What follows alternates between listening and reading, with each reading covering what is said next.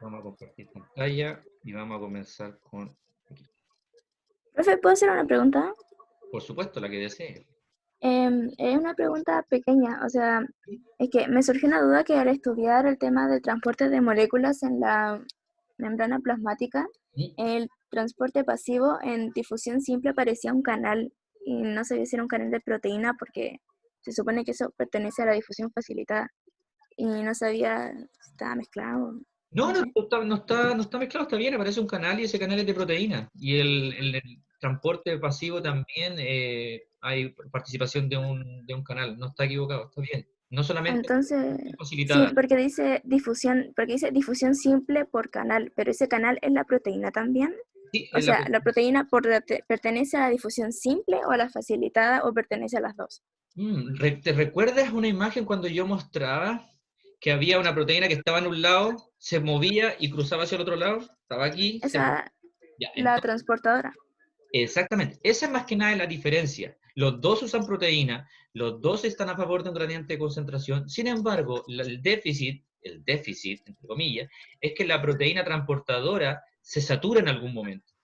Porque como te Ujú. fijas, es como el ejemplo que te di de la isla de Chiloé. Cuando hay una balsa que te tiene que transportar hacia el otro lado, tiene cierta capacidad. Mientras que la simple sigue pasando, la difusión simple, la facilitada toma aquí, se voltea, camina hacia allá o avanza hacia allá y la suelta. Eso significa que a medida que aumenta el sustrato, la difusión simple sigue aumentando el transporte. Por otro lado, la difusión facilitada aumenta el sustrato hasta que en algún momento llega a un máximo y se genera una meseta. Por eso yo lo decía que había una V máxima, una velocidad máxima. Esa principalmente es la diferencia, pero la respuesta es, las dos usan proteína, solamente una canal y la otra transportadora. Ah, ya. ¿Todo Entonces bien? la proteína canal no sería facilitada. O sea, si me pone una imagen de eso, no tendría que ser difusión facilitada, sino que difusión simple. ¿Sí una de canal?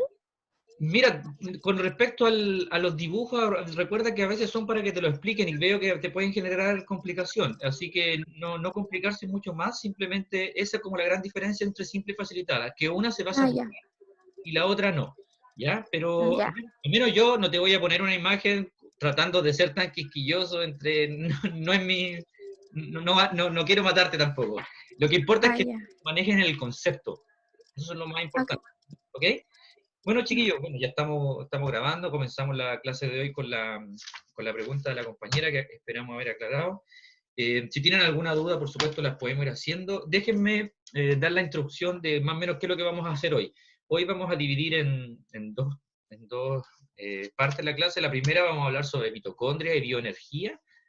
Posteriormente, obviamente vamos a tomar un receso, vamos a abordar el tema del paper que ustedes deberían haber leído. Recuerden, por favor, para que no se les complique y no se confundan, basado en nuestro cronograma que ustedes ya tienen, el último tema que va a entrar en la prueba del sábado es matriz extracelular, lo que vimos el viernes. El tema de hoy, de mitocondria, no entra. Por supuesto, el del viernes que viene tampoco.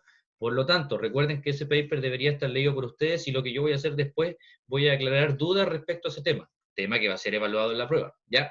Entonces, eso es lo segundo. Lo tercero, voy a dar algunas, no instrucciones, más que nada, estos son avisos o recomendaciones con respecto a las tareas que ustedes enviaron. Ya se las devolví, pero me di cuenta de algunas cosas que obviamente vamos a hablar más tarde, pero para que las puedan ir tomando como recomendaciones en sus clases futuras. Ya, como les digo, cambiaron de enseñanza media a universitaria, entonces hay que ser un poquito más prolijo en algunas cosas, pero lo hablamos después. ¿Ok? Vamos a dar comienzo por el momento a la clase de hoy. Me imagino que ya están viendo la presentación ahí, ¿verdad? Sí. Perfecto, vamos Sí, entonces. profe. Ya, chiquillos, este tema de hoy, no sé si ustedes se recuerdan de sus clases de colegio, pero es un tema que es un poquito complicado. Así que vamos a tratar de hacerlo en conjunto. Obviamente, como siempre, ustedes me van a ayudar para que vayamos participando y vamos a sacar lo mejor de cada uno en esta clase de hoy también. Y vamos a comenzar a hablar sobre la mitocondria. Entonces, cuando estamos con la mitocondria, vamos a sacar esto.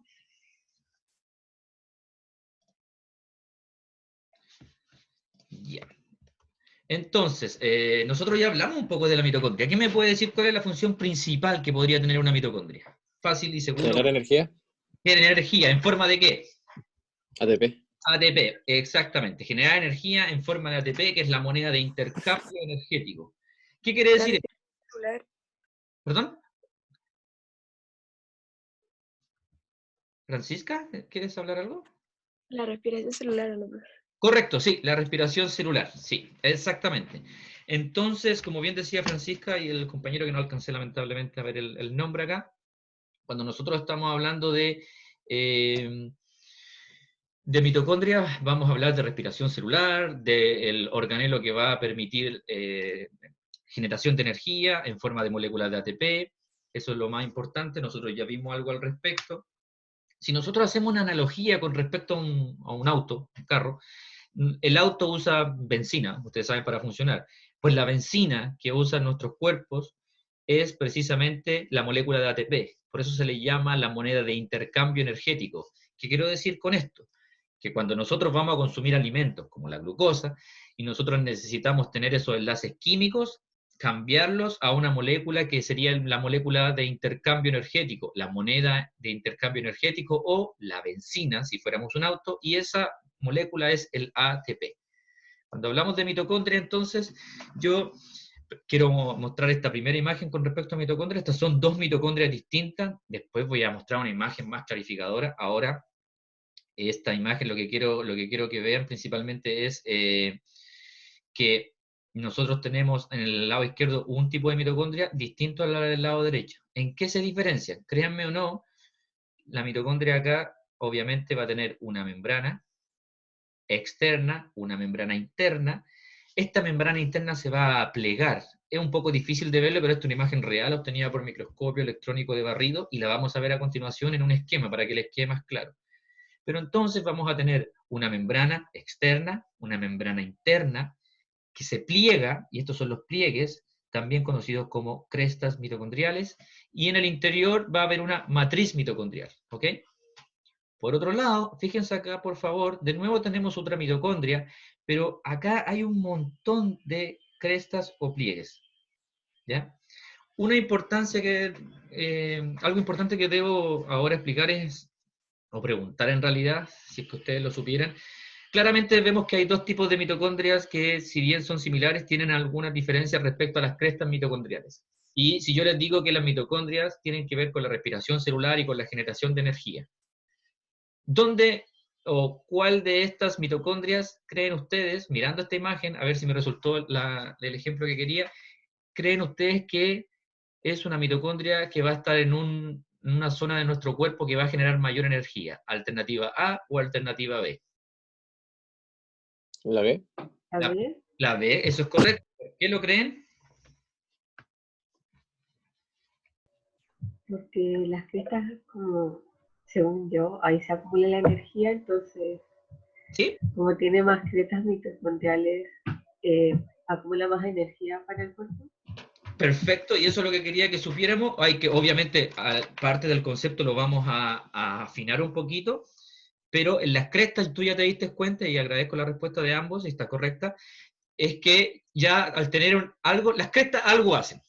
Vamos a ver después si acumulan la energía, en qué proceso participan, pero ya tienen alguna noción ahora, dicen, ok, si yo tengo una imagen con dos mitocondrias, ya veo que aquella que tiene mayor crestas mitocondriales, por ejemplo, puede estar en un músculo en vez de estar en otra parte como el hígado. ¿Y por qué? Porque esa zona es una zona que requiere un mayor aporte de energía para seguir funcionando. Y eso es correcto.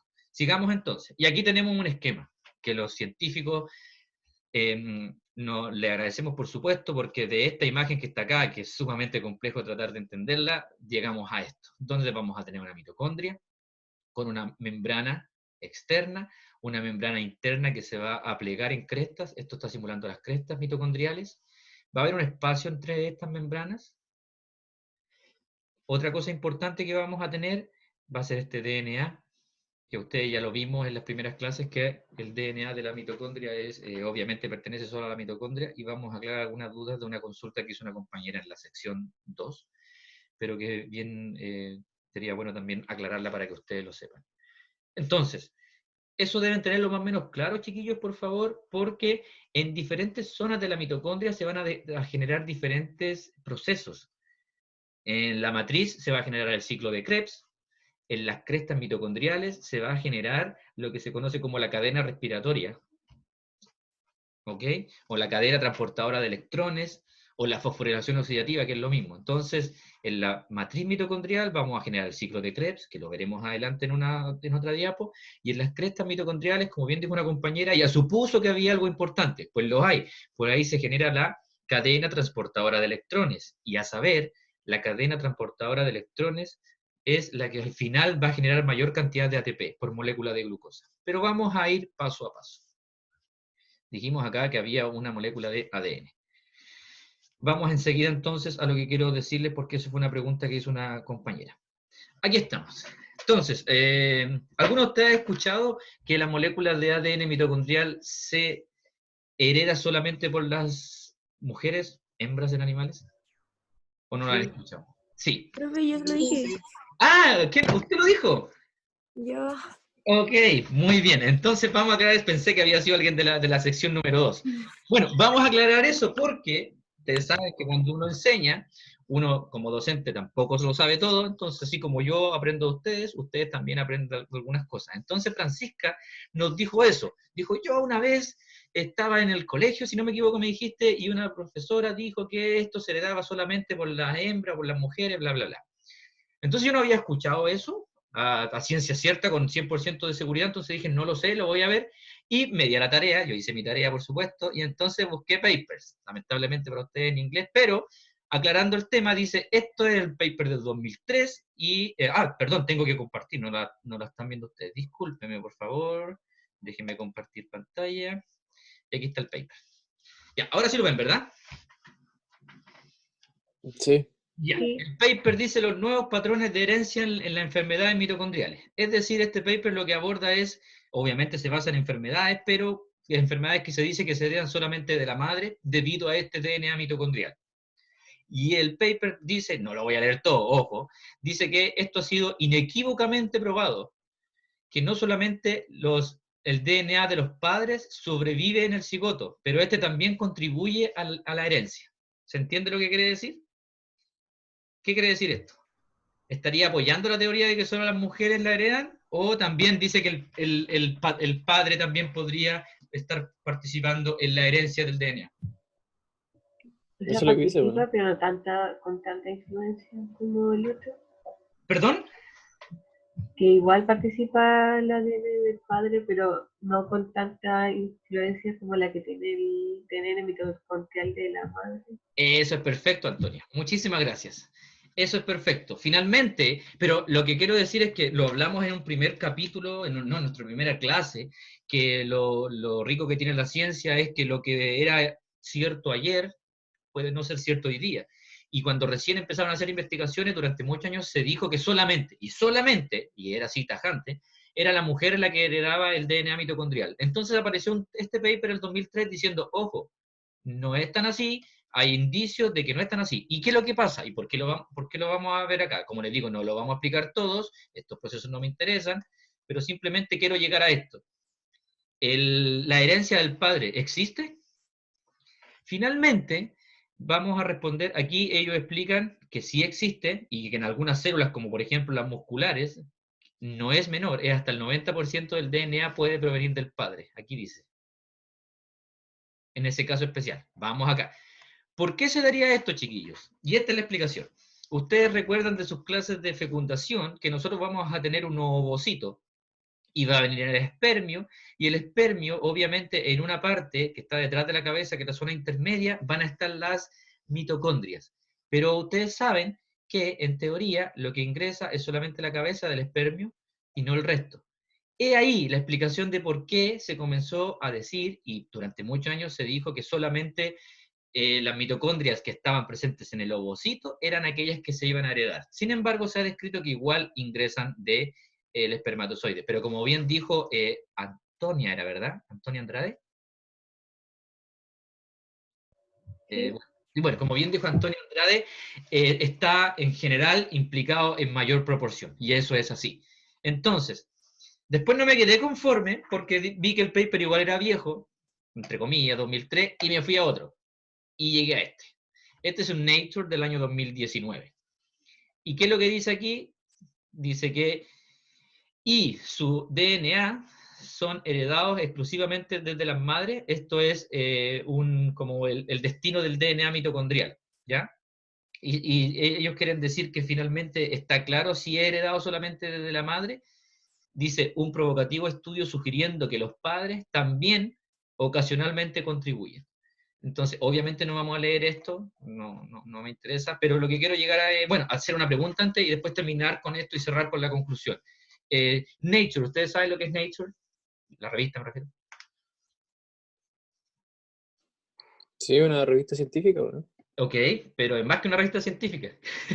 ¿Por qué recalco que es Nature? Y no digo solamente una revista científica. ¿Sabes la explicación? Porque es la revista científica. Correcto, exactamente, porque es la revista científica. No es cualquier revista científica. Tenemos cientos de revistas científicas, de hecho ni siquiera te podría decir cuántas, más de 1000 sin duda. Pero ellos tienen un índice de impacto, es decir, de qué tan prestigiosa, por así decirlo, es. Entonces hay índices de impacto menos que 1 y hay índices de impacto muy altos. Cuando hablamos de Science, Nature, estamos hablando de revistas de un alto índice de impacto y en general aquellas personas que publican ahí, si hay alguien que se gana un Nobel, por ejemplo, es que publicó antes ahí. Es decir, esa quiero llegar a la conclusión. Entonces, finalmente, concluyendo, es cierto que la mayoría del DNA mitocondrial proviene de la madre, más no es cierto que solo provenga de ella, al menos según los estudios que están realizando. Ojo, ellos dicen que esto incluso ahora es un provocativo estudio. ¿Qué quiere decir con esto? Que igual siguen en controversia, pero esto es lo último al 2019. ¿Ok? Dicho eso, podemos continuar con la clase. Quedó más o menos Profe, saldado. Dígame, ¿qué me ¿cómo se escribía la revista? O sea, el título. El título es Nature, Nature. Si lo traduzco al español, Nature. Ah, ay. Nature. ¿Ok? Vamos entonces a continuar. Seguimos y vamos a nuestro... aquí está nuestra presentación. Seguimos entonces. Bueno, aclarado eso, ya aprendimos algo nuevo, tanto ustedes como yo, incluso fue tan importante este tema, bueno, ustedes saben que uno como científico siempre anda curioseando, me comuniqué con mi amiga que es QF como ustedes, pero haciendo un doctorado en Alemania, y le dije, oye, ¿tú sabías que un alumno me preguntó esto y sabes que me descoloqué porque yo no lo sabía? Me dijo, no, yo tampoco no tenía idea. Así que me dijo, pucha, pero compárteme el estudio, mándame los papers y todo. Así que ahí se los mandé enseguida porque obviamente hay que estar ahí a la vanguardia y agradezco también las preguntas porque si no las sé podemos aprender y así también rompemos esta barrera del conocimiento. Seguimos entonces, chiquillos. Vamos acá. Nosotros, como les dije, tenemos esta mitocondria que ya sabemos las partes que tiene, ya dijimos lo importante, hablamos del DNA, por lo tanto ya dijimos que el DNA puede ser heredado por la madre, pero no exclusivamente. Y entonces, este número de crestas también va a ser variable, ya lo vimos, y va a depender del tipo o el lugar donde se encuentre. Pero también, por ejemplo, en la mayoría de las imágenes nos muestran que la mitocondria tiene las crestas de forma, como ven aquí, perpendicular a la estructura de la mitocondria. Sin embargo, ustedes deben saber que eso no es tan así. En su mayoría de los casos es en esta forma, pero también hay incluso una disposición de las crestas de manera longitudinal. Simplemente esto lo traigo para colación, para que lo tengan en su subconsciente nada más. Simplemente no pensar que siempre la distribución de las crestas es perpendicular. Más que eso, no, estaba en el libro y me pareció interesante ponerlo, entonces finalmente tenemos otras disposiciones. Ahora bien, cuando nosotros hablamos de la mitocondria, como dijimos, vamos a tener una membrana externa, que ahí más o menos están los porcentajes de proteína y de lípido. También va a haber en estas mitocondrias también vamos a tener una membrana interna, que ya vimos más o menos en qué consiste. Esto yo no voy a entrar en mayores detalles porque simplemente se los dejo ahí para que si quieren adentrarse un poquito más en el tema. Aquí hay algo importante que no es tema de esta clase, pero cuando hablamos de apoptosis, aquí es importante algunas moléculas presentes en la mitocondria. Se las dejo ahí porque ustedes las van a ver en sus clases futuras con respecto a la apoptosis o muerte celular programada y cómo funciona, pero no está sujeto a nuestra clase en general en biología celular. Entonces, vamos siguiendo. Entonces, como les dije, con respecto a la membrana interna, van a estar incluidas las crestas mitocondriales, donde ya dijimos que se va a realizar la cadena transportadora de electrones, o también conocida como fosforilación oxidativa. ¿ya? Entonces, otra cosa importante que algunas veces es posible ver que en las crestas mitocondriales va a haber una especie de gránulos más densos, como unos cototitos, unas partículas. Y estos son importantes porque son, principalmente se les denomina como partículas F. Pero ¿qué es lo que son finalmente? Son las ATP sintetasa. ¿Qué es una ATP sintetasa? Lo veremos a continuación, no se me asusten. Es una enzima que va a ayudar a producir ATP. Por medio de ella se va a producir ATP. ¿Cómo? Lo veremos a continuación, así que no se me estresen. Pero simplemente decir que esos cototitos que se ven, esos puntos que se ven por ahí, correspondería a estas enzimas ATP sintetasa. Y por el momento no quiero entrarme más en esto porque vamos a ir paso por paso. Y entonces, de nuevo, aquí tenemos, como les dijimos anteriormente, tenemos la mitocondria, se las traje de nuevo para que nunca más se nos olvide, las partes, la misma figura que acabamos de mostrar.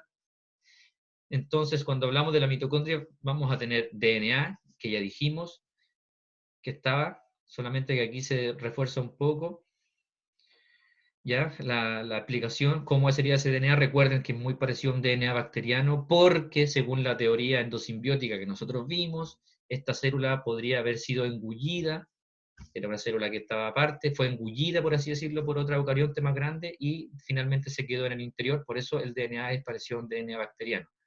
Hay ribosomas mitocondriales, hay gránulos densos, que estos gránulos son principalmente cationes, como el calcio. Y también van a haber componentes no visibles. ¿Qué son estos componentes no visibles? Principalmente son enzimas. Enzimas que van a cumplir ciertos roles, ya sea en el ciclo de Krebs o en la cadena transportadora de electrones. Y entonces vamos de nuevo a ver a continuación en qué consisten.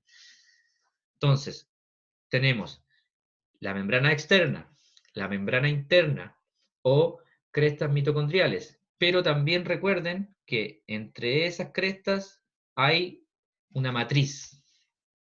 Y en esa matriz están embebidas todas las cosas que acabamos de hablar. ¿Ya? ¿Alguna duda por el momento antes de continuar? Estoy hablando muy rápido. ¿Todo bien? No, está bien. Ok, me van diciendo porque yo sé que a veces hablo un poquito más rápido. Resumiendo y para terminar, vamos a poner esto aquí un ratito. Resumiendo y para terminar, ¿quién me ayuda? Partes principales de una mitocondria. ¿Cuáles son? Ayúdenme, por favor. Membrana, externa y externa. Membrana externa e Externa. interna. ¿Ok? ¿Qué más? La matriz. Matriz mitocondrial, ¿ya? ¿Cuál membrana se pliega? La interna. La interna. Y cuando se pliega forma las Crestas. Las crestas. crestas mitocondriales. Hasta ahí todo bien. Veo que quedó clarito. Con eso me voy contento. Sigamos entonces. Vamos a la que viene entonces. Ok. Aquí quiero hacer una pregunta para ver cómo estamos, porque esto es importante manejarlo. ¿Ustedes se acuerdan de qué es lo que es una oxidación y una reducción? La oxidación es cuando aumenta el estado de oxidación o disminuye. Aumenta el oxígeno. No. Aumenta el Ok, vamos. Aumenta el estado de oxidación y se Pierde pierden electrones. electrones. Pierde Ya, electrones. vamos, yo tengo electrones. Vamos a hacer, yo tengo, ok, no tengo unas pastillas acá. No, estas pastillas no son. Estas pastillas no me interesan. Tengo esto, por ejemplo, de los lentes. Lo tengo acá. Yo soy un átomo, una molécula, lo que quiera, un átomo, y vengo y tiro esto de los lentes y se lo tiro a Antonia. Yo. Y, ojo, esto siendo un electrón. En electrones se los tiro a Antonia. ¿Yo me oxidé o me reduje? Se oxidó. Se oxidó. Sí, no. ¿Y Antonia? Se redujo. ¿Seguros? Segurísimo. Sí. Es perfecto, muy bien, muy bien.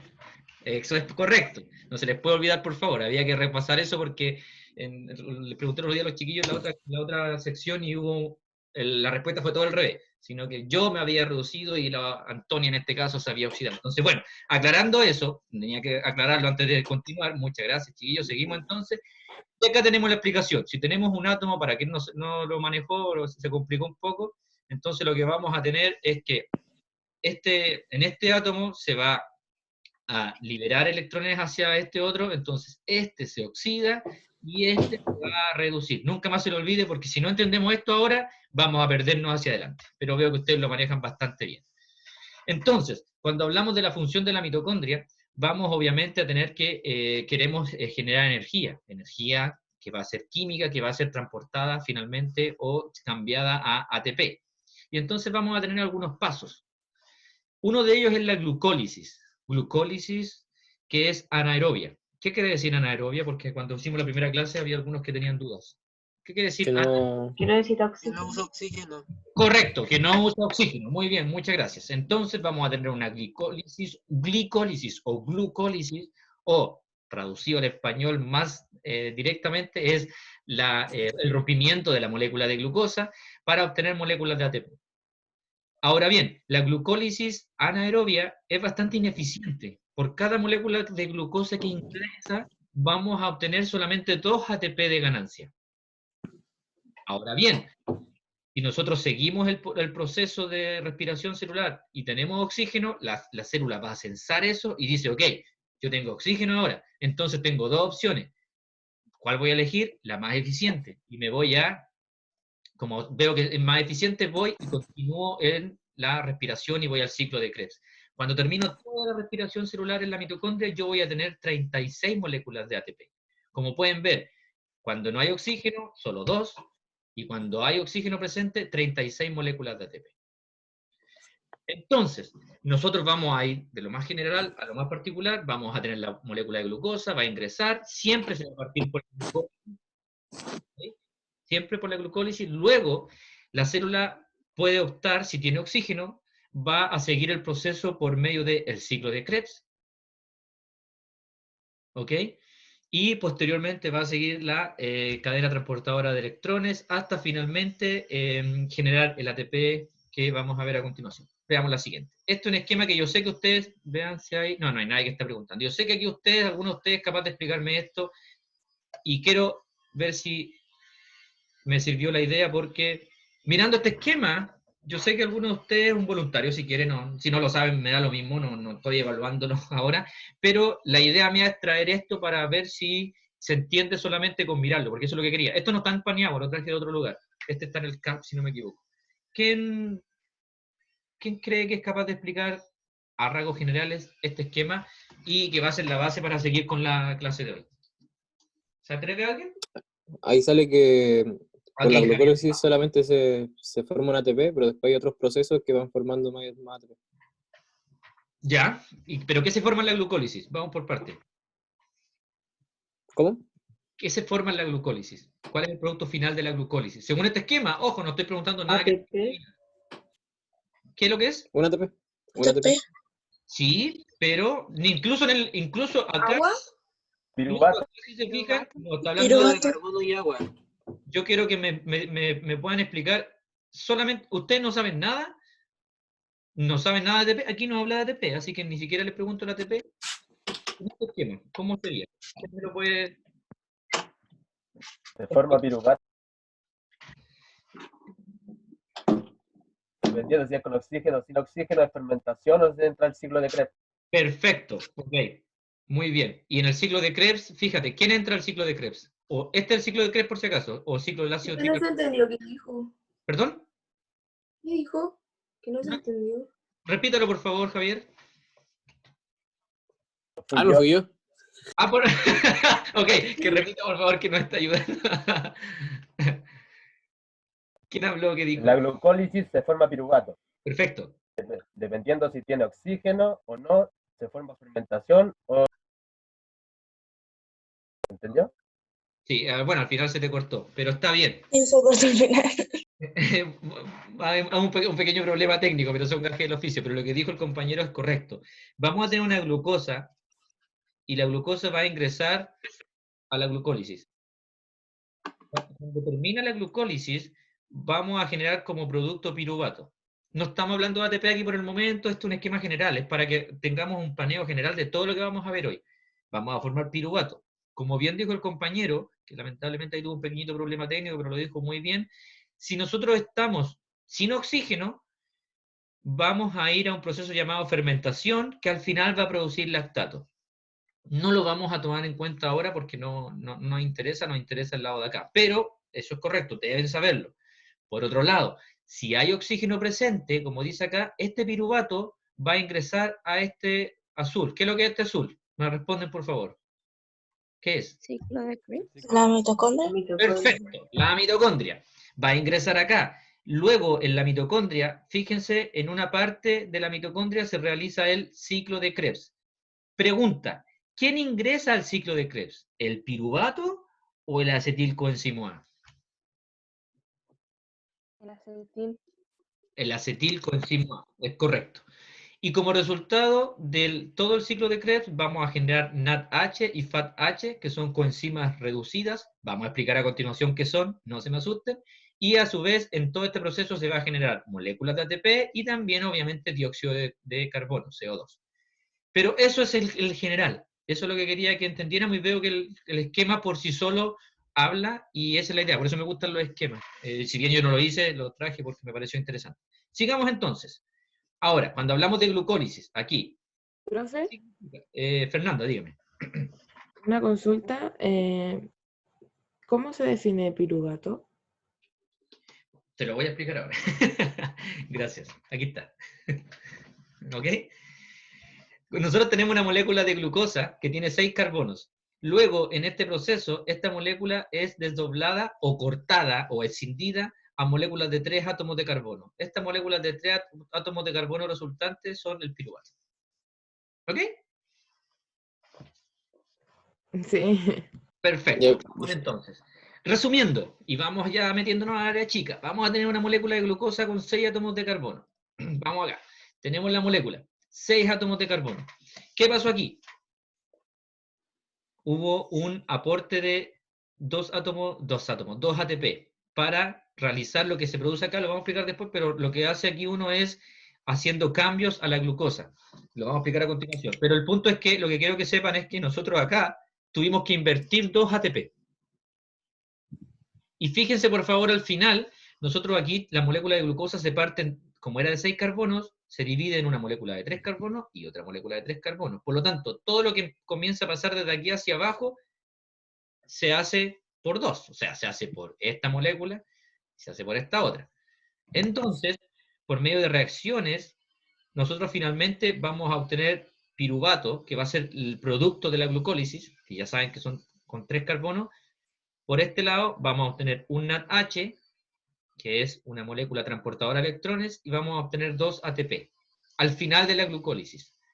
Pero como eso también se produjo con la otra molécula que también tenía 3 átomos de carbono, vamos a obtener por exactamente lo mismo, un NADH y 2 ATP. Resumiendo, por cada molécula de glucosa, el total o bruto vamos a obtener 4 moléculas de ATP. Pero yo, ¿por qué les dije que finalmente obteníamos 2? ¿Cuál es la explicación? Como neto. Porque antes gastamos 2. Correcto, porque antes gastamos 2. Es decir, si te pregunto por el bruto, vamos a obtener 4. Pero como yo ya usé 2 al comienzo, finalmente lo neto o lo que yo realmente voy a ganar van a ser 2. Veámoslo de otra forma. Aquí. Entonces aquí lo que nosotros tenemos es, de nuevo, este mismo proceso, pero si se fijan aquí ya un poquito más complicado. Mayores, aquí ya hay más nombres, etc. ¿Hay alguien que quiere hablar? No. Ok. Sigamos entonces. Vamos a ver que tenemos una molécula de glucosa que está acá, 6 carbonos. ¿Ya? Y luego, esta molécula al final tiene que ser convertida a piruvato. Lo que quiero que nunca más se olviden, de la glucólisis entra glucosa y sale piruvato. ¿Ok? ¿Por qué quiero que recalco eso? Fíjense, por favor, toda la cantidad de reacciones que pasan acá. Es bastante difícil que ustedes se aprendan todas esas, así que vamos a tratar de hacer algunas cosas que nos digan qué es lo que nos interesa. Si bien es bastante difícil que se aprendan todas esas, yo necesito que sepan que al final de este proceso sale piruvato. Eso no se lo puede olvidar nunca más. Tienen que saberlo, ¿ya? Ahora, paso por paso cada una de estas podemos obviarlo, pero ustedes tienen que saber que al final de la glucólisis va a generar piruvato, no se les puede olvidar, y 2 moléculas de ATP. Eso no se les puede olvidar. Neto, me refiero, ¿ya? Entonces, finalmente, lo que está pasando en esta, que está más resumida, pero acá está más compleja, lo que va a pasar es que la glucosa va a ir sufriendo cambios. La glucosa que ingresa va a venir una molécula de ATP, se va a gastar un ATP y va a cambiar esta glucosa a glucosa 6-fosfato. Es decir, esta molécula de ATP dio un fosfato y por eso ahora esta glucosa se llama glucosa 6-fosfato. Ahí gastó un ATP para para cambiarla. Siguió el proceso. Luego pasa a fructuosa 6-fosfato. Después, esta fructuosa 6-fosfato, fíjense qué es lo que pasa acá. ¿A quién me puede explicar? ¿Qué pasó acá? ¿Se le vuelve a ingresar otro ATP? ¿Y cómo se llama? Fructosa 1,6 bifosfato. ¿Por qué se llama 1,6-fosfato? ¿Dónde tiene los Porque fosfatos? en el carbono 1 y el 6. Perfecto, excelente. Profe, Muy bien, muy una bien. pregunta. Sí, ¿quién me habla? Entonces, si uno consumiera fructosa, ¿cómo se llama? ¿Ese procedimiento se obviaría o qué onda? Buenísima pregunta, eso se puede hacer. Es algo muy específico, eso lo vi en un ramo de doctorado, que no soy experto en el área, que se llama bioprocesos. En algún momento, lo que tú puedes hacer con las, en este caso, levaduras, porque tú en vez de proveerle glucosa, le provees fructosa. Y en efecto, sí, eso es lo que pasa. Se le llama, hay una parte que se llama el shift, shift es, en español es el cambio metabólico, shift metabólico, el cambio metabólico. Es decir, tú obviamente ingresas por otros canales y se hace más lento, lo que favorece algunos procesos en el área de bioproceso. Así que la respuesta a tu pregunta sí es correcta. Oh, Obviamente, buenísimo. obviamente nosotros siempre vamos a partir por la glucosa, porque la glucosa es la molécula que nosotros vamos a utilizar como reserva. Pero después te voy a mostrar que pueden haber otras moléculas que se usen también, ojo, para que no se genere un error.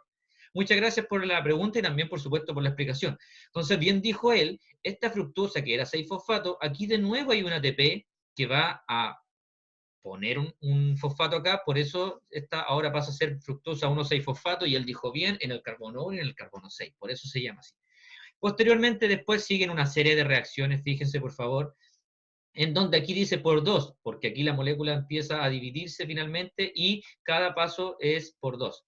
Pero lo más importante es que, más allá de los detalles de cada uno de estos, es que en este proceso, por ejemplo, se va generando NADH, que es una molécula transportadora de electrones, y se va generando ATP. Pero a lo que quiero llegar de todo esto es los gastos que hay al principio, para que lo sepan, y al final obteniendo piruvato y 2 ATP. ¿Por qué? Porque 2 fueron utilizados al principio, entonces de los 4, si sumo y resto, quedo con 2. No me interesa mucho ahora la estequiometría, pero sí eso como básico, ¿ok? Para que lo tengamos más o menos claro. Después, ¿qué pasa? ¿Qué pasa con este piruvato? Este piruvato, ¿qué me puede explicar esta imagen? ¿Qué pasa con el piruvato?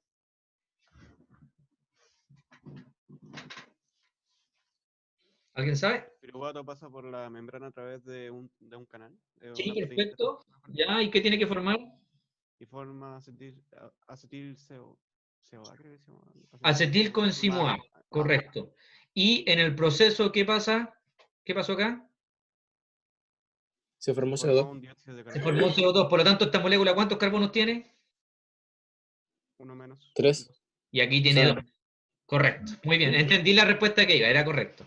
Y por otro lado, pregunta, aquí teníamos NAD.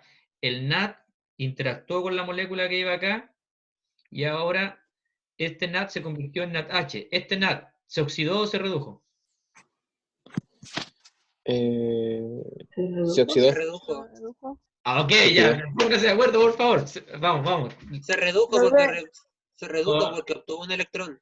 Correcto, se redujo. Por eso les digo que aquí es un poquito complicado, porque vamos a ver varias situaciones. Entonces no nos compliquemos. Este NAD interactuó con la molécula, pero la molécula le dio un protón, electrón en general, pero aquí está, entonces ahora se llamó NADH. Por lo tanto, esta molécula interactuó acá, en este proceso ganó un protón, electrones, y se llamó NADH. ¿Ok? Entonces se redujo. Muy bien, sigamos entonces. Luego, este acetilcoenzimo A, dije que, y lo dijimos atrás, ¿quién era el que entraba al ciclo de Krebs? El acetilcoenzimo A. Entonces, si yo un día le pregunto en una prueba, ¿y el piruvato cuál de estas es correcta? ¿El piruvato ingresa al ciclo de Krebs? Usted me tiene que decir inmediatamente, no. El piruvato no entra al ciclo de Krebs. Quien entra al ciclo de Krebs es el acetilcoenzimo A. ¿Ok? Vamos entonces, sigamos construyendo esto. Luego, este se le llama ciclo de Krebs porque, como pueden ver, es un ciclo. Fíjense, por favor, está bastante engorroso, por así decirlo, pero vamos a tratar de enfocar en lo que a mí me interesa. ¿Sí? ¿Una pregunta? No, nada. Ok, perfecto. Si tienen dudas me dicen nada más, ¿eh? No hay problema. Sigamos entonces, chiquillos, parte por parte haciendo esto. Vamos a comenzar en el oxaloacetato. El oxaloacetato que vamos a comenzar el ciclo acá tiene 4 carbonos. Y como ustedes pueden ver acá, ¿qué pasó aquí? ¿Qué pasó con el oxaloacetato? Ustedes me dicen. ¿Qué pasó? Se une con el acetil, No lo Perfecto. encuentro. rompiendo los enlaces dobles. Se une con el acetil coenzimo A y genera el, ¿cómo se llama esto? Citrato. Sí, pregunta para ti, para terminar y te dejo tranquilita. Pero la coenzima, ¿sigue participando en este ciclo hacia acá o no?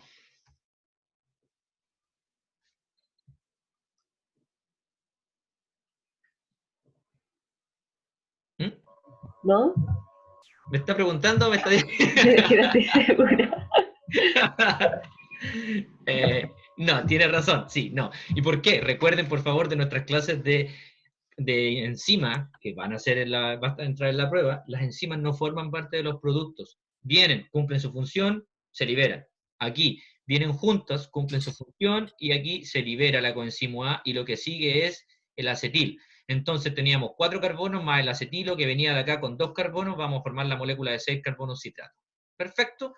Luego, en este famoso ciclo de Krebs, que tiene una serie de reacciones, 10 para ser más sincero, 9, 10, entonces finalmente lo que vamos a ver es que después va a haber unos pequeños cambios, que aquí no hay mayores implicancias, vamos a pasar de citrato a isocitrato, es solamente un isómero, no nos importa mucho en ese cambio, pero miren por favor, acá de isocitrato va a cambiar a alfa-cetoglutarato. Y aquí hay algo importante. ¿Qué es lo que pasa?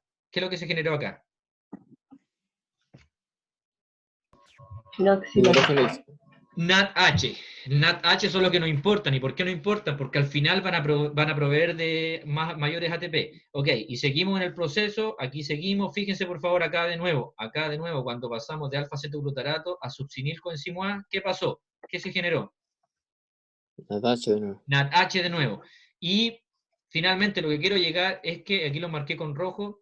¿Por qué los marco? Porque son sumamente importantes, son los productos que más me importan del ciclo de Krebs. Entonces, resumiendo de todo el ciclo de Krebs, vamos a partir con el oxaloacetato con 4 carbonos, se va a unir al acetil coenzimo A y va a empezar una serie de reacciones, en donde lo que vamos a hacer, vamos a ir desdoblando o, por así decirlo, liberando energía del proceso en el cual vamos a tener 6 carbonos, fíjense por favor, vamos 6 y después partimos por 4.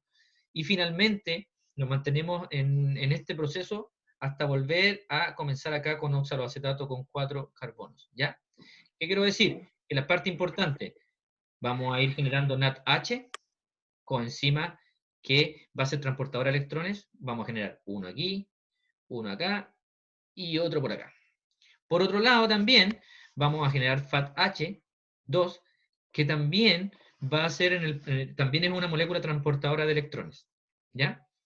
Ojo, por supuesto que aquí también nosotros vamos a generar CO2 en el proceso, ¿ya?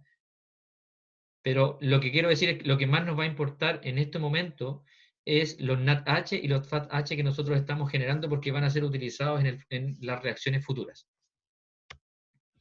Esto es una especie de ejemplo en el que finalmente lo que quiero mostrar son los resultados de las vías. Entonces, decimos que vamos a tener una molécula de glucosa que va a generar 2 piruvatos, lo vimos. Va a generar esas moléculas de NADH y va a generar 0 FATH. Después, los 2 piruvatos van a generar 2 acetilcoenzimo A y van a generar esas moléculas de CO2, esas de NADH, y etc. Resumiendo, esto es lo que vamos a generar al final de todo este proceso en el que vamos ahora, ¿ya? En el total, hasta aquí, hasta el ciclo de Krebs, 6, 10 y 2, ¿ya? Sigamos entonces. Esta imagen es importante para mí porque tiene que ver con una pregunta que hizo un compañero de la fructosa. ¿Quién me explica esta imagen? Yo sé que la pueden explicar fácilmente. ¿Qué quiere decir esto? Fíjense, por favor. Ojo, no les voy a preguntar, en esto no les voy a preguntar todo lo que pasa acá. Miren lo más general. Fíjense, por favor, tómense 30 segundos y ¿quién se atreve a decir el resumen de esta figura en 10 segundos? Me lo puede decir sin irse al detalle. A ver si resulta lo que yo quiero. Vamos. ¿Quién se atreve? ¿Nadie? ¿Un poquito complicada? Ahí están actuando diferentes aminoácidos. Ok, sí, no, sigue, desarrolla la idea. Vas bien por una parte de la figura. Pero ¿qué pasa con ellos? Si yo te digo el resumen de esta figura. Yo sé que lo pueden hacer. Vamos, chiquillos. Si no, lo pueden, da lo mismo. Si solamente quiero ver cómo andamos. ¿No? ¿Nadie se atreve? ¿Lo explico yo? Dale nomás. Le doy yo nomás. Ok. Lo que queremos explicar acá es simplemente que durante todo el proceso hemos hablado de la glucólisis. Y por eso dije, un compañero preguntó algo sobre la fructosa. Y yo dije, ojo, no es solamente la glucosa, no es solamente la glucosa la que participa. Esta figura lo que quiero y por qué la traigo es porque ustedes se pueden dar cuenta que aquí está el ácido graso. Y el ácido graso, ¿qué es lo que genera al final del ciclo? Que no vamos a entrar en detalle, pero ¿qué es lo que genera? Acetilcoenzimo A. Y luego ingresa al ciclo de Krebs. Y sigue todo el proceso. Y por otro lado, como bien dijo el compañero, se dio cuenta que aquí habían proteínas o aminoácidos. Pero lo más importante que queríamos llegar de esta imagen es que estos también generan coenzimo A, acetilcoenzimo A. Y también van a ir al ciclo de Krebs. Y también van a generar ATP. Conclusión de la figura. ¿Cuál es entonces? No solo la glucosa va al ciclo de Krebs. Correcto. No solamente la glucosa es la molécula que es capaz de ingresar a este proceso en donde finalmente vamos a obtener ATP. Por eso quería traer esto, porque no se vaya a malinterpretar que si bien estamos estudiando la glucólisis, que es lo más común y que siempre se estudia la glucólisis, y ustedes también lo van a ver en sus clases de bioquímica en más detalle, por eso nosotros no vamos a ir tan al detalle como lo harían ellos, pero sí quiero que se queden de ahora claros que no solamente la glucosa es la que pasa por este ciclo y la que va a generar energía. También van a estar los ácidos grasos, recuerden siempre que van a generar acetil-CoA y es él quien va a ingresar. Y por otro lado van a estar las proteínas con su respectivo aminoácido que van a generar acetil-CoA y que de nuevo va a ingresar al ciclo de Krebs. Ok, este es un transportador, esta es la lanzadera malato-aspartato que se llama, que finalmente lo que nosotros debemos ver acá es que la membrana interna de la mitocondria es impermeable al NADH, pero lo necesita. Ese es ahí el problema. Es impermeable. Esto está muy grande. Ok, ya no me veré yo. Me gusta, yo hago muchos gestos con las manos y trato de aclarar, pero bueno, el lenguaje no verbal no sirve ahora. Entonces, resumiendo, nosotros tenemos la mitocondria acá. Esta es la membrana interna, este es el citosol de la mitocondria y esta es la parte interna, la matriz mitocondrial. Nosotros necesitamos para realizar estos procesos de NADH, pero fíjense, aquí está con rojito, el NADH es impermeable, no es capaz de pasar por acá. ¿Pero cómo lo hago si yo lo necesito? Pues bien, la célula tiene esto que se llama la lanzadera malato-aspartato. ¿En qué consiste? Membrana interna, impermeable al NADH, proteínas canales, pero fíjense por favor, lo que hace la molécula acá es, nosotros tenemos oxaloacetato en esta parte. Este oxaloacetato no es capaz de ingresar acá para darme estos NADH que yo necesito. Entonces la oxaloacetato lo que hace es, por medio de la reacción que ustedes ven ahí, generar malato. ¿Ya? Entonces teníamos el NADH, interactúa con el oxaloacetato, se oxida, genera NAD, y aquí dio hidrógenos, y ahora la malato ingresa, ¡pum!, hacia el interior de la mitocondria. Una vez acá, esta malato pasa de nuevo a oxaloacetato. Pero ahora, ¿qué es lo que pasó? De este NAD que estaba acá, interactuó con la molécula y ahora me generó NADH. Y ahora sí soy capaz de tener NADH en el interior. ¿Me hago entender? Delante no podía pasar directamente, pero de esta forma yo estoy generando NADH acá. Luego, la oxaloacetato va a cambiar a aspartato. La pregunta es, ¿por qué cambia a aspartato y no pasa directamente como oxaloacetato? Simplemente no puede. Es impermeable al oxaloacetato, pero la célula lo que hace es hacer conversiones y esta oxaloacetato la transforma en aspartato y la célula sí tiene, en este caso la mitocondria, sí tiene un canal que permite el paso de aspartato sin mayores problemas. Y luego comienza el ciclo. ¿Claro? ¿Todo bien? Lanzadera malato-aspartato, así como funciona y así como va manteniendo las concentraciones de, en este caso, NADH al interior, porque si no, no puede hacerlo atravesar. Y aquí donde llegamos. ¿Se recuerdan, por favor, que aquí, en el ciclo de Krebs, les voy a preguntar porque yo creo que ya se lo manejan. En el ciclo de Krebs, ¿qué es lo que eran las cosas importantes que les dije? La generación del NADH, Correcto, y del el FADH. y del FADH en particular. ¿Y por qué les dije? Porque ellos después van a cumplir un rol, y ese rol lo van a cumplir acá, en la cadena transportadora de electrones. ¿Qué es esto?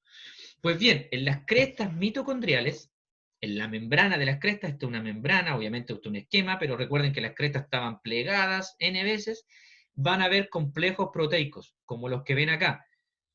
El complejo FADH deshidrogenasa, el NADH deshidrogenasa, la coenzima Q, los complejos citocromo B y C1, citocromo E, etcétera, todos los que tienen los complejos que ustedes ven ahí. ¿Cómo funciona esto? Van a venir las moléculas de NADH y de FADH que fueron producidas en el ciclo de Krebs y van a venir acá. ¿Qué ventaja tiene esto? Cada uno de estos complejos vamos a asumir que es una escalera. Yo tengo una escalera, entonces este complejo va a estar acá arriba. Después va a estar voy a ocupar colores para no complicarlo, el azul. Después va a estar el naranjito. Después va a estar la coenzima Q. Después va a estar la amarilla. El complejo citocromo. El citocromo C, etc. ¿Por qué digo que están como escalera? Porque a medida, si yo tengo una pelota acá, y yo esa pelota la hago correr, ¿qué pasa con la energía potencial está acá? Si yo la hago correr escalera abajo, ¿qué pasaría en cada peldaño? ¿Va a estar gastando energía o estaría liberando energía? ¿Va liberando energía? Iría liberando energía. Esto lo que quiero que lo entiendan es análogo. Nosotros vamos a tener estos transportadores de electrones FAT y NAD y van a pasar desde estos complejos proteicos desde una zona de mayor energía hacia una de menor energía. Esto es lo que quiero que vean. Esto va a pasar. Vamos a tener el NAD y el FAT, y estos son los complejos proteicos, cada uno con los nombres resumidos. Entonces, como ustedes pueden ver ahí, el NADH va a pasar sus protones, y por ende sus electrones en particular, a esta primera molécula. Y luego, esos electrones, desde una zona de mayor energía, van a ir bajando la escalerita. Pum, pum, pum, pum. Como resultado, van a ir liberando energía. Quédense hasta ahí, por favor. Solamente vamos a ir por partes. Claro, entonces, el NADH, en este caso como ejemplo, va a liberar al primer complejo, y luego ese primer complejo va a liberar los electrones al siguiente, pero siempre bajando la escala. Por lo tanto, liberando energía. Por otro lado, vamos a tener el FADH2. Fíjense, por favor, el FADH2 ingresó al primer complejo o al segundo complejo. Al segundo. Al segundo. ¿Y por qué esto? Ustedes dirán, ¿qué importancia tiene? Pues tiene una importancia. Debido a esta pequeña diferencia entre que el NADH va a ingresar en el primer complejo y el FADH va a ingresar en el segundo complejo, si después van a ir liberando esos electrones, esa energía. Pregunta para ustedes, ¿cuál de ellos me generará un poquito más de energía? ¿El que trae el NADH o el que trae el FADH? ¿El que trae el FADH? Ok, si yo estoy en la escala y tengo aquí y voy generando energía, ¿cuánta energía produzco? Ahora sí, razón. ¿quedó más claro? Sí, sí. Sí, porque como generó más arriba, hay un proceso en el que él da energía y no, se pierde un proceso. Eso es lo que quería explicar con esta escalerita, ¿ya? Espero que les quede claro. Entonces, resumiendo, esa pequeña diferencia entre que el NADH va a ingresar en el primer complejo y el FADH2 va a ingresar en el segundo complejo, me da una diferencia. ¿Cuál es? Que al final del proceso, por cada NADH, yo voy a producir 3 ATP, pero por cada FATH2 yo voy a producir 2 ATP. ¿Y por qué está dado esto? Porque recuerden que les dije que aquí se va a generar energía, y les dije, quédense tranquilos porque no les voy a explicar todavía en qué momento se usa. Y la pregunta es, profe, ¿y en qué usamos la energía? Y la respuesta viene acá. Cuando nosotros hacemos este paso del NADH o del FATH al respectivo complejo de membrana, ya sea el FAT, el primero, el segundo, etc., fíjense por favor, ¿qué es lo que pasa aquí? ¿Qué es lo que dice acá? ¿Qué pasó aquí? 4 hidrógenos. ¿Qué pasó, amigos? Se libera Se está liberando el hidrógeno.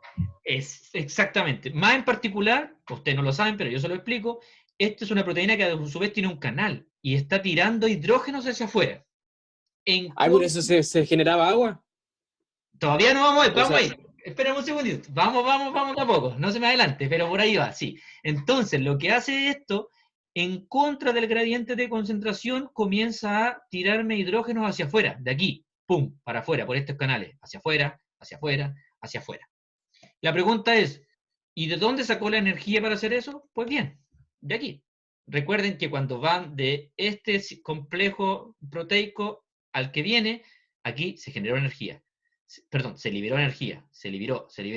En todo este proceso, esa energía la utiliza para bombear o sacar hidrógenos en contra de su gradiente de concentración.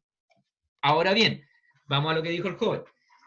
Nosotros teníamos hidrógeno, también tenemos hidrógeno adentro y vamos a tener este complejo. Ustedes se recordarán de sus estados de oxidación y de reducción porque veo que se acordaban. Ustedes saben que este proceso tiene que ser continuo. Siempre tiene que haber uno que se oxida y otro que se reduzca, ¿verdad? ¿Se acuerdan de eso? Sí. Entonces, ¿qué hacemos con el electrón cuando llega acá? Porque aquí termina la cadena transportadora de electrones con el citocromo A3.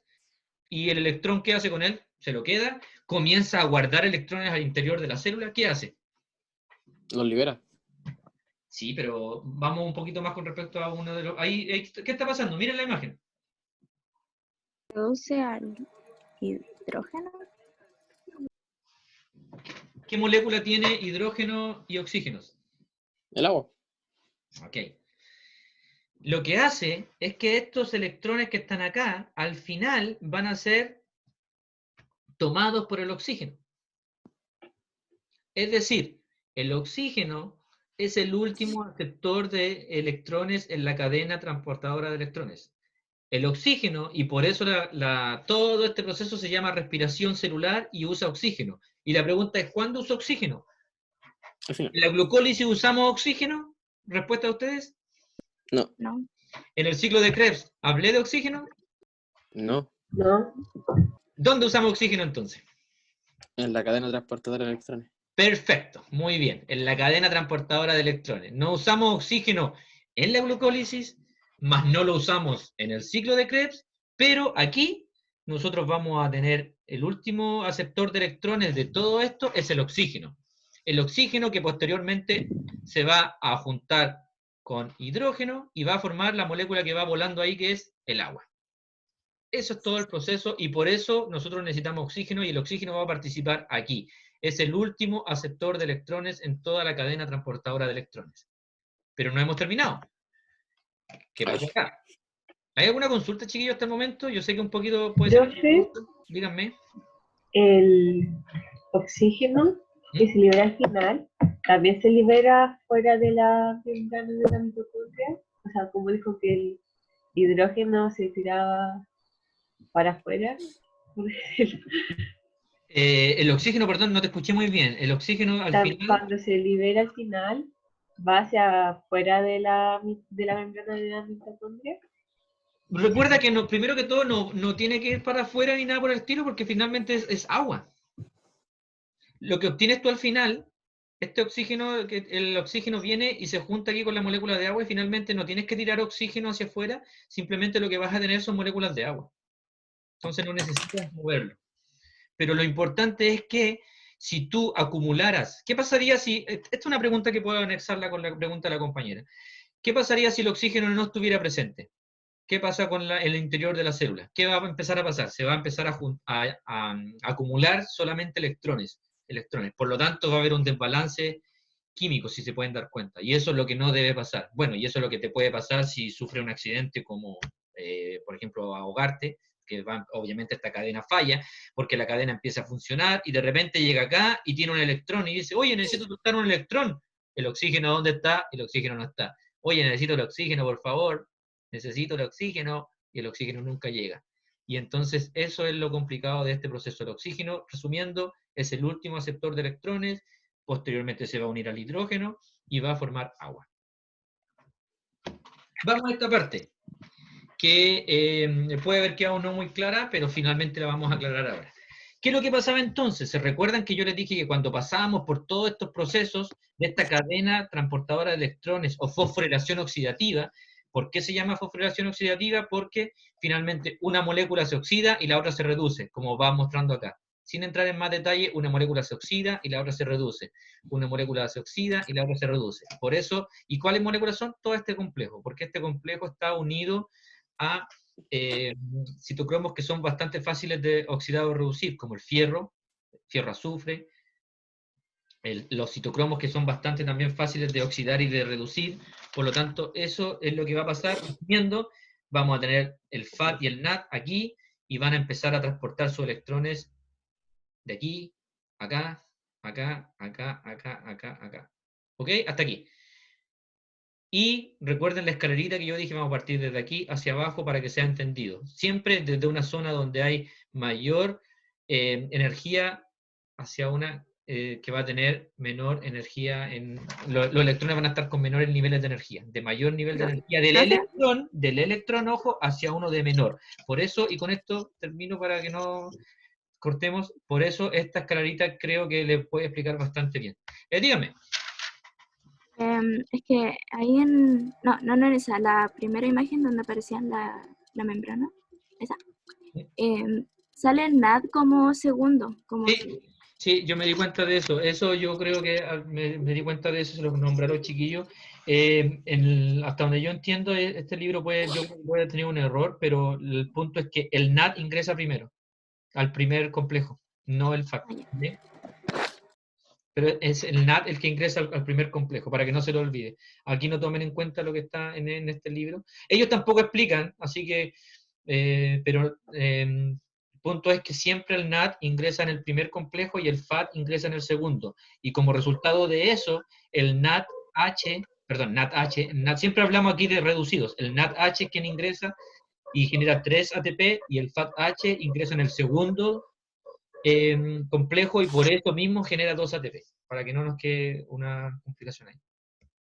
Bueno, y aquí entonces dijimos que cuando ingresaban estas moléculas también recordemos que estaba el NADH, y obviamente el NADH, además de hidrógeno, obviamente va a generar hidrógeno acá y va a donar los electrones, y los hidrógenos iban a empezar a quedar acá adentro. Entonces, lo que hacía es, cuando tenía esta molécula acá, cuando generaba esta energía lo usaba para mandar en contra del gradiente de concentración hidrógeno hacia afuera, y los va mandando hacia afuera.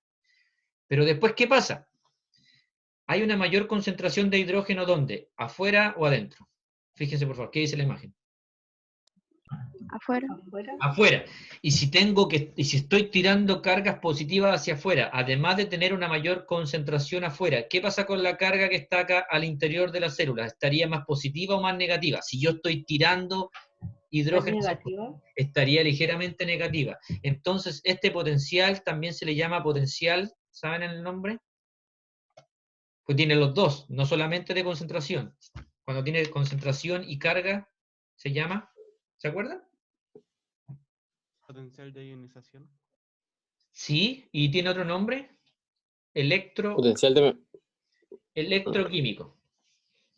Vamos a tener un potencial electroquímico porque vamos a tener una concentración mayor acá, en la parte química, y vamos a tener una diferencia eléctrica. Si yo digo que acá tengo muchos hidrógenos comparado con el interior, y además yo digo que acá tengo cargas negativas, ¿qué va a pasar con los hidrógenos? ¿Qué pasaría? ¿Van a ingresar de nuevo a la célula? Van a ingresar de nuevo a la célula y van a ingresar por esta enzima llamada ATP sintetasa, que aquí tiene un canal. Y esto va a generar una fuerza protón motriz que se llama. Es decir, todos estos protones que están aquí confinados van a pasar directamente. Y fíjense, por favor, qué función tiene en este proceso de fuerza protón motriz. ¿Qué es lo que pasa? Y ustedes me dicen qué es lo que pasa con esta ATP sintetasa. ¿Qué es lo que pasa? El ADP lo transforma en ATP. Perfecto, usa la energía que va desde aquí hacia acá, ¡pum! Y transforma el ADP, el adenosin difosfato, en ATP. Y esto lo quiero graficar de la siguiente forma, como una represa. ¿Ustedes saben a grandes rasgos cómo funciona una represa? Sí. ¿Cómo funcionaría? ¿Qué pasa acá? Y lo puedes unir con ayúdame a unirlo con la clase que vimos recién. Con la fuerza protón motriz. Que si uno abre las compuertas, el agua va a entrar con mucha fuerza, como pasaría Perfecto. con los protones.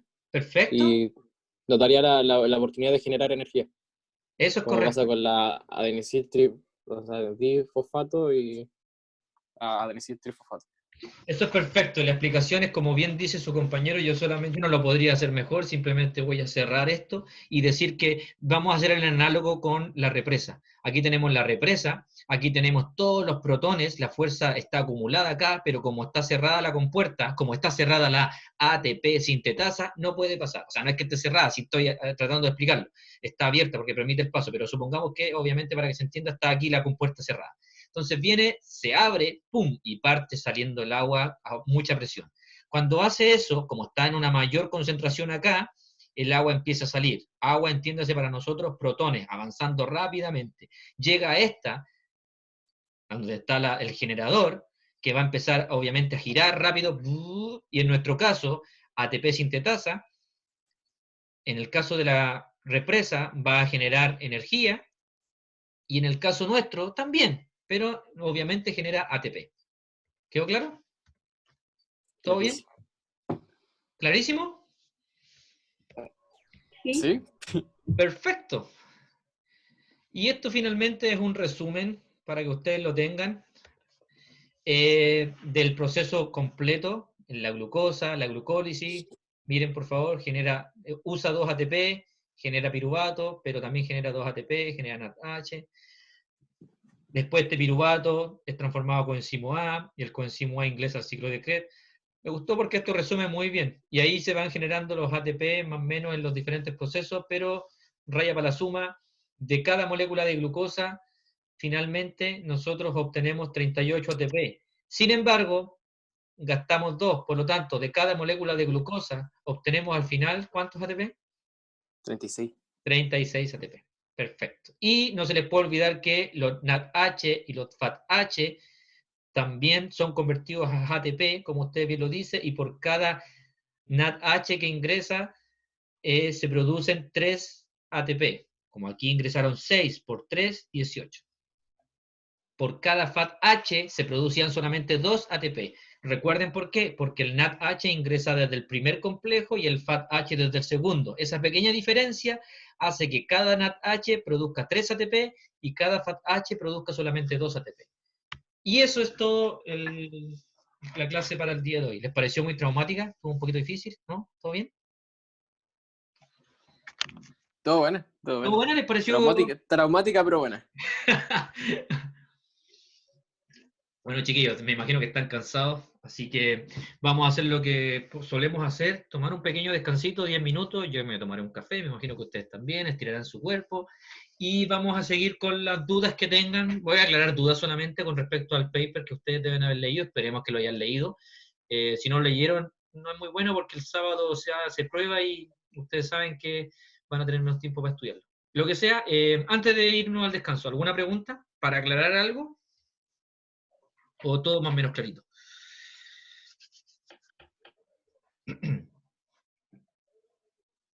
Al parecer no hay ninguna pregunta. No, parece que no. Parece que no. Vamos entonces a descansar. Nos vemos en 10 minutitos, chiquillos. Que estén bien, chaito. Ya, nos vemos. Nos vemos. Bueno, después de este pequeño descanso, espero que hayan repuesto un poquito de energía, su respectivo café, como corresponde. Vamos entonces a ir a la última parte. Permítame, por favor, compartir pantalla. Y vamos a ver aquí el paper principalmente, que es lo que tenemos acá. Ya. Bueno, se fue entregado un paper de matriz extracelular, tema que nosotros habíamos abordado un poco. Y la idea ahora es principalmente aclarar algunas dudas que puedan tener ustedes respecto a este paper. Obviamente es de esperar que lo hayan leído. Como les dije, esto es lo último que entra en la prueba del sábado, así que aclaremos dudas para después no tener inconvenientes en el momento de la prueba. Consultas, chiquillos. ¿Cómo les fue con el paper? ¿Les gustó? Sección 2 me dijo, prefirieron el paper en inglés.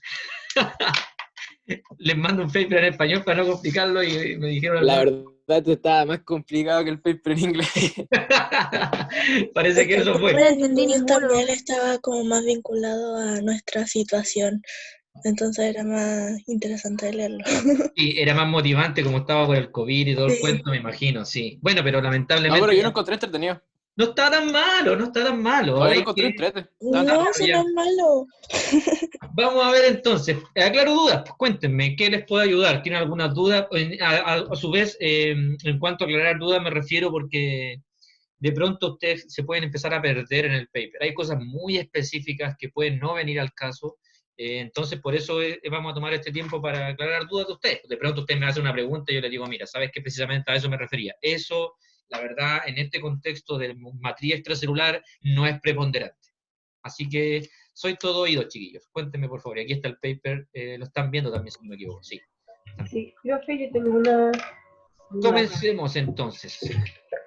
Dígame.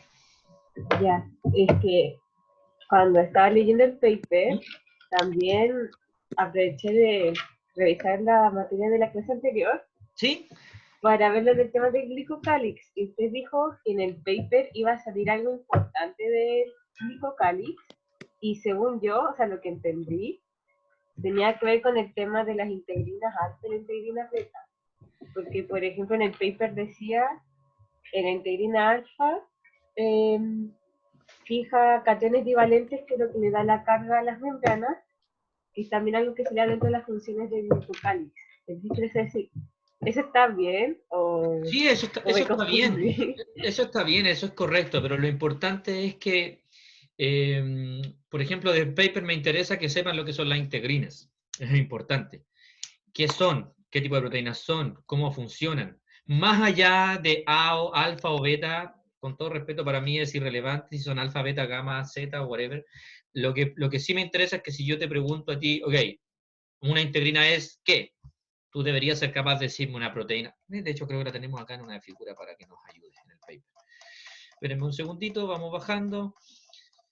Una integrina es una, aquí tenemos, una integrina es una proteína de membrana. Me tienes que saber decir que tiene una característica importante que permite dos cosas sumamente importantes. Unirse no solamente a la matriz extracelular, sino que al interior, por medio de talina, al citoesqueleto. ¿Por qué esto es importante?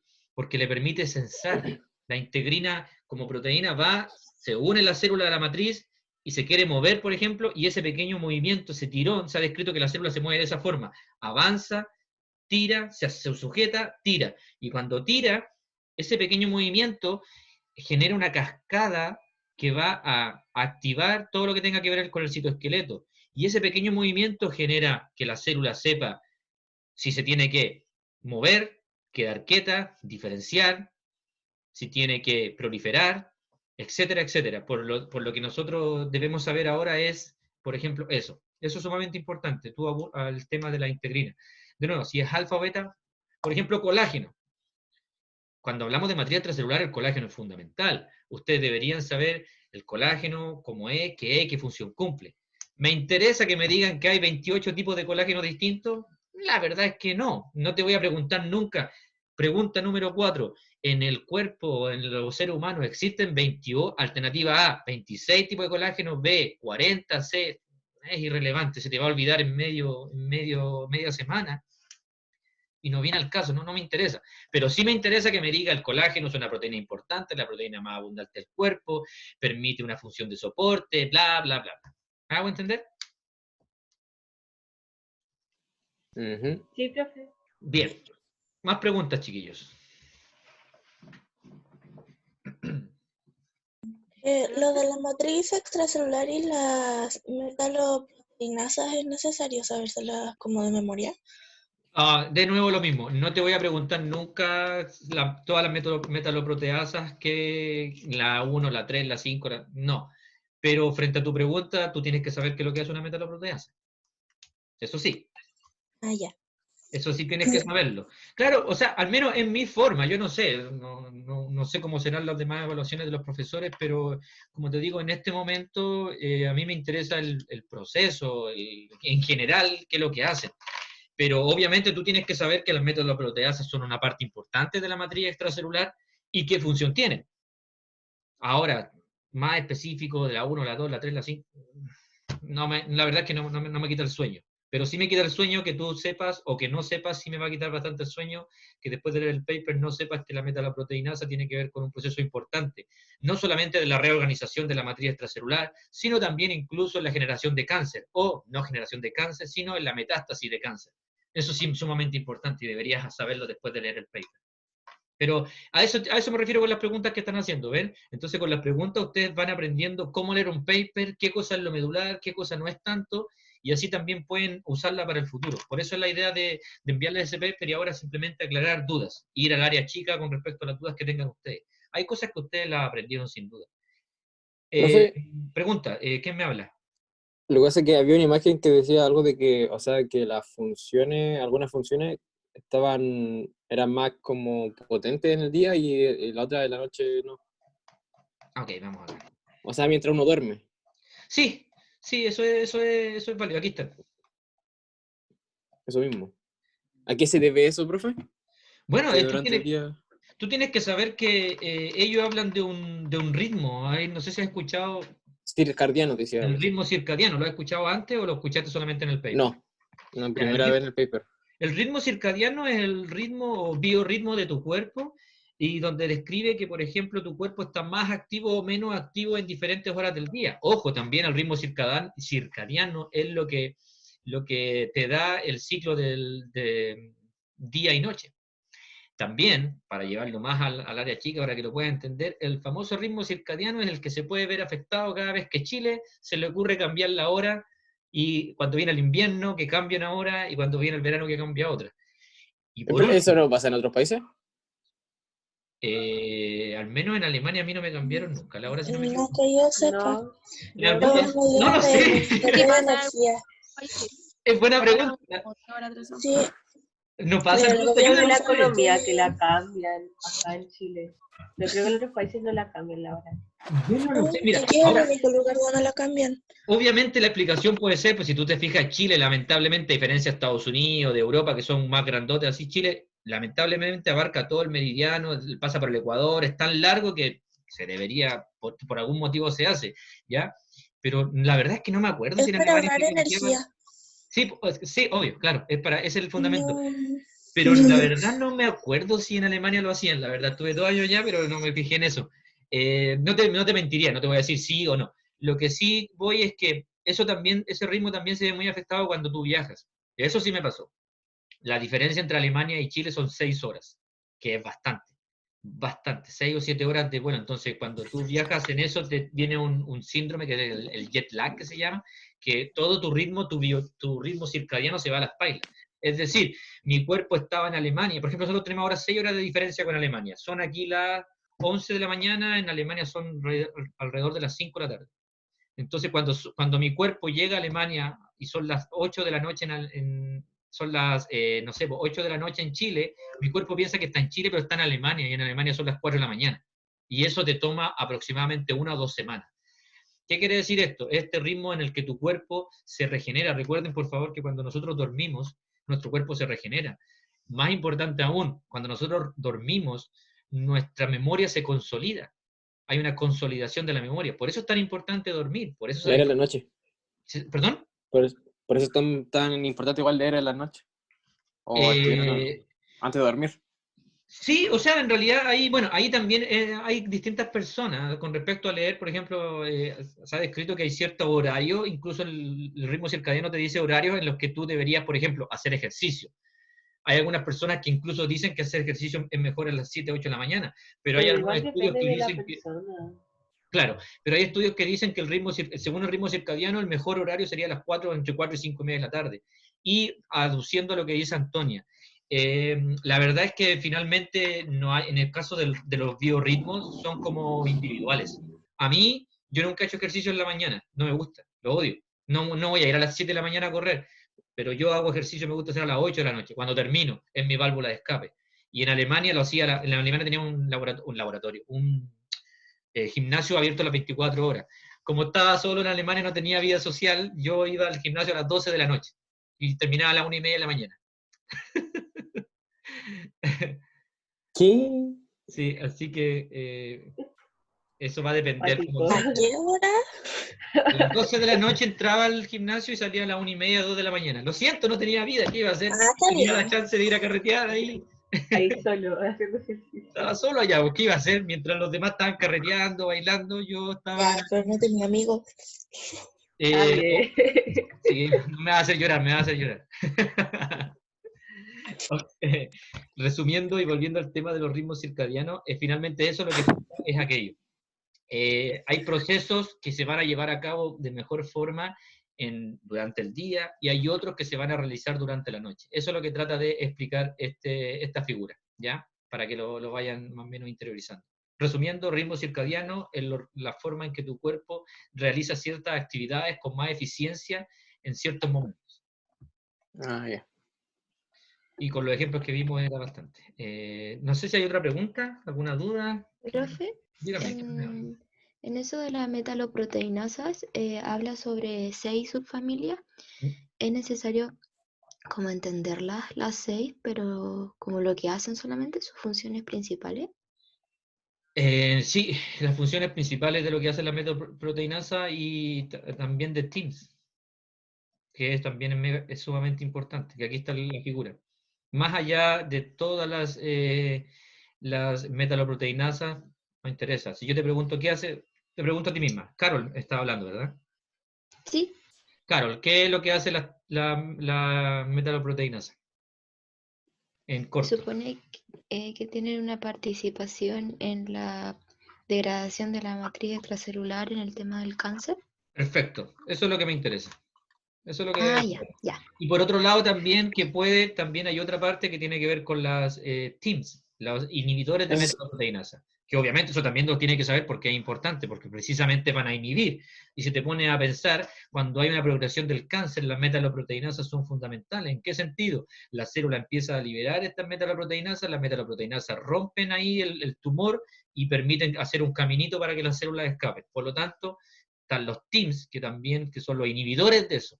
¿Por qué los nombro? Porque también, así como en un principio se pensó que la matriz extracelular era solo un material de soporte, hoy en día tú debes saber que a nivel químico-farmacéutico, las farmacéuticas están generando medicamentos, ya sea para inhibir las TIMS o para inhibir las metaloproteasas. Es decir, son un tema sumamente importante. Antiguamente, cuando hablabas de cáncer, tú tratabas de ir a la célula.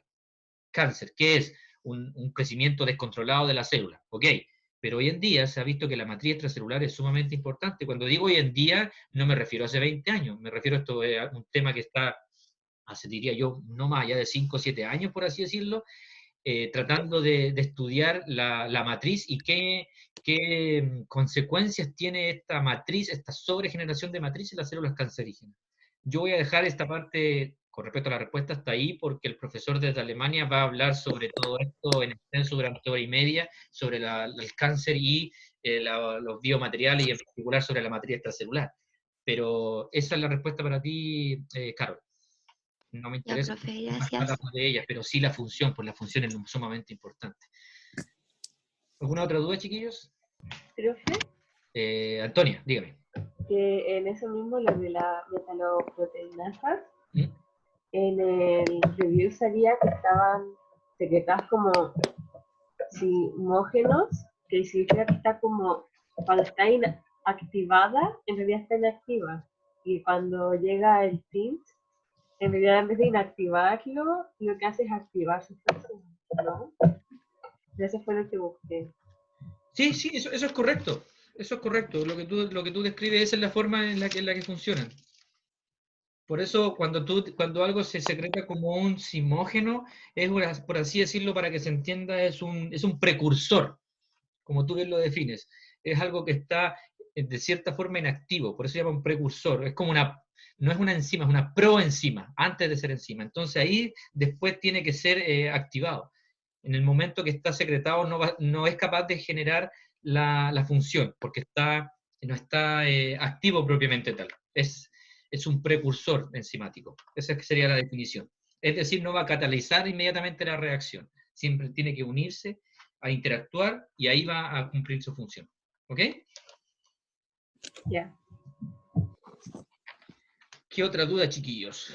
Pregunta para ustedes, en realidad. Si yo le pregunto a alguno de ustedes cuáles son las características de una matriz extracelular, ¿qué no puede faltar en una matriz extracelular? ¿O qué compone una matriz extracelular? Colágeno. Voy a tomar nota. Colágeno, ¿no? Ok, colágeno, pero el colágeno está englobado en otra cosa. Glucosaminoglucanos y proteoglucanos. Proteínas estructurales. Ya, entonces voy a tomar nota, vamos a tener las proteínas estructurales. Ejemplos, por favor, ¿como cuáles? Y ahí su compañero ayudó. La elastina. La elastina y el colágeno. Ok. ¿Cuál de esas dos permite estirarse y contraerse? Respuesta fácil. ¿verdad? La elastina. Elastina. La elastina. Correcto, vamos. También tenemos proteínas adhesivas, ¿como cuáles? Son la... La fibrina. La fibronectina, la laminina, la vitronectina, todas ellas son importantes porque van a permitir adherirse a la célula. Cuando yo cultivo una célula en el laboratorio, deben saber ustedes, estoy hablando del laboratorio porque tú sabes que en el laboratorio lo que buscamos es emular lo que pasa en el cuerpo. Entonces en el laboratorio hay algunas células que si yo no trato o no hago un pretratamiento del frasco de cultivo, las células no se adhieren. Es decir, son sumamente importantes. Y si una célula no se adhiere en el laboratorio, pero por otro lado, si la célula no se adhiere en tu cuerpo, no puede hacer nada. Entonces, las proteínas de adhesión adhesivas como fibronectina, laminina, vitronectina son sumamente importantes en toda esta matriz extracelular. Y por otro lado, alguien también dijo algo que no se les puede olvidar, que son los famosos, y esto está unido con la clase anterior que una compañera preguntó sobre el glucocálice, etc. Tenemos los famosos glucosaminoglucanos y los proteoglicanos, que tampoco se les puede olvidar. Entonces, esta imagen es un poquito clave en el sentido de que nos dice qué compone una matriz extracelular, ¿ya? En general, no estoy preguntando en específico, ni cuánto mide, ni cuántos tipos hay, pero sí tú tienes que ser capaz de decirme, no, profe, cuando hablamos de una matriz extracelular vamos a tener proteínas estructurales y ustedes me dirán como el colágeno que da soporte, como la elastina que es capaz de estirarse y contraerse como en los vasos sanguíneos. Por otro lado vamos a tener proteínas especializadas adhesivas, fibronectina, laminina que permiten la adhesión. Y recuerden, por favor, si una célula no es capaz de adherirse, prácticamente no puede hacer nada. Entonces, todas las proteínas especializadas ayudan a la adhesión de la matriz, o sea, de las células a la matriz. Perdón, no te escuché la última parte, repítela, por favor. Que si todas las proteínas especializadas ayudan a la adhesión de las células a la matriz. Sí, por ejemplo, las integrinas, como vimos, ya sabemos que ya ayudan a la adhesión, en este caso, de la membrana, esta está en la membrana de la célula con la matriz extracelular y a su vez con el citoesqueleto. Los hemidesmosomas son obviamente proteínas. También hablan de los gap junction, uniones en hendidura, uniones gap lo llaman ellos. Uniones en hendidura, tienen que ver con la unión, en este caso, entre las células. Es decir, tú estás en lo correcto, se basan principalmente en uniones ya sea entre las células o entre la célula y la proteína, ¿ya? No sé si hay alguna otra consulta, chiquillos, ya saben claramente lo que es glucosaminoglucano, proteoglicano, o sea, no sé si lo saben, pregunta, ¿qué es un glucosaminoglucano?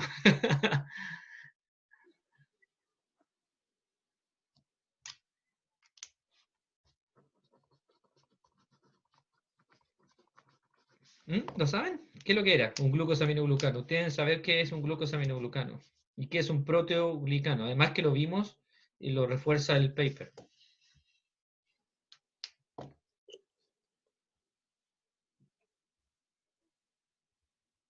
Entonces... ¿Son proteínas que tienen glucosa? O sea, ¿son aminoácidos unidos a una glucosa? ¿Cuáles?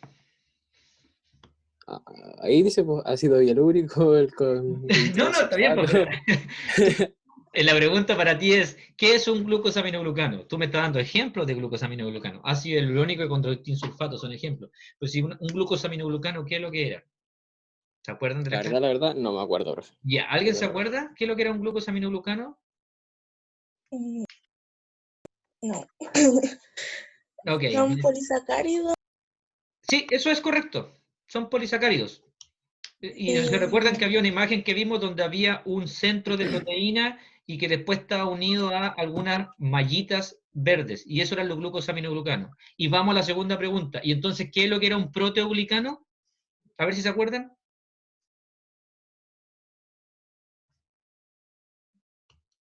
¿No? ¿No se acuerdan?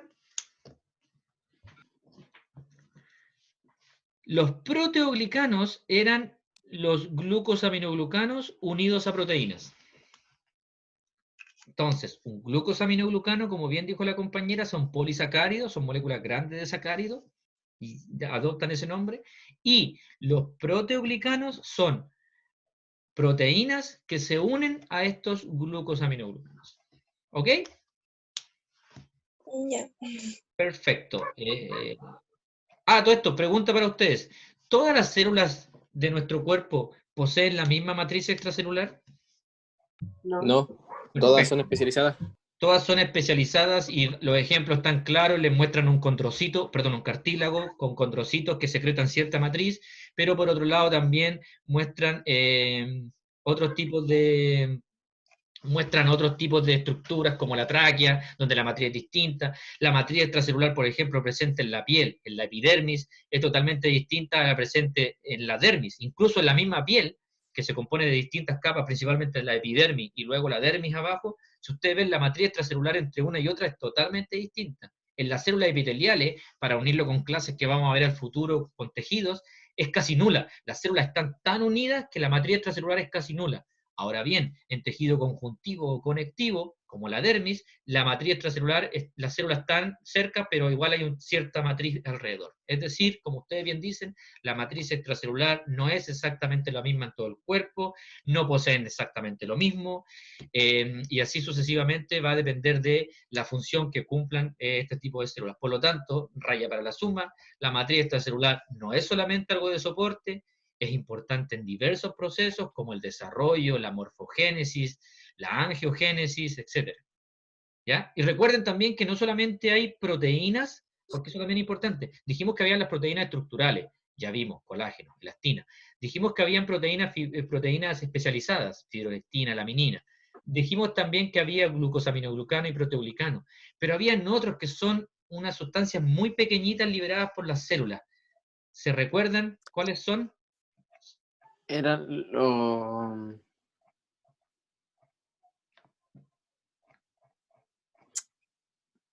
O algún ejemplo. Si no... Eran como, a ver, ¿cómo lo explico? Eran los que se unían a receptores. Sí, son factores de crecimiento. Eso. Ah, eso mismo. ¿Y factores de crecimiento? ¿Te acuerdas de algún ejemplo de ellos? ¿Qué factores de crecimiento nombra el paper? Nombra varios, al menos 3. ¿Se acuerdan? No me acuerdo. Ok, cuando hablamos de factores de crecimiento, por ejemplo, tenemos el factor de crecimiento, el BEGF. BEGF. El factor de crecimiento endotelial vascular. Porque después, obviamente, lamentablemente para nosotros, la sigla está en inglés, BEGF. Pero después nos damos vuelta, factor de crecimiento endotelial vascular.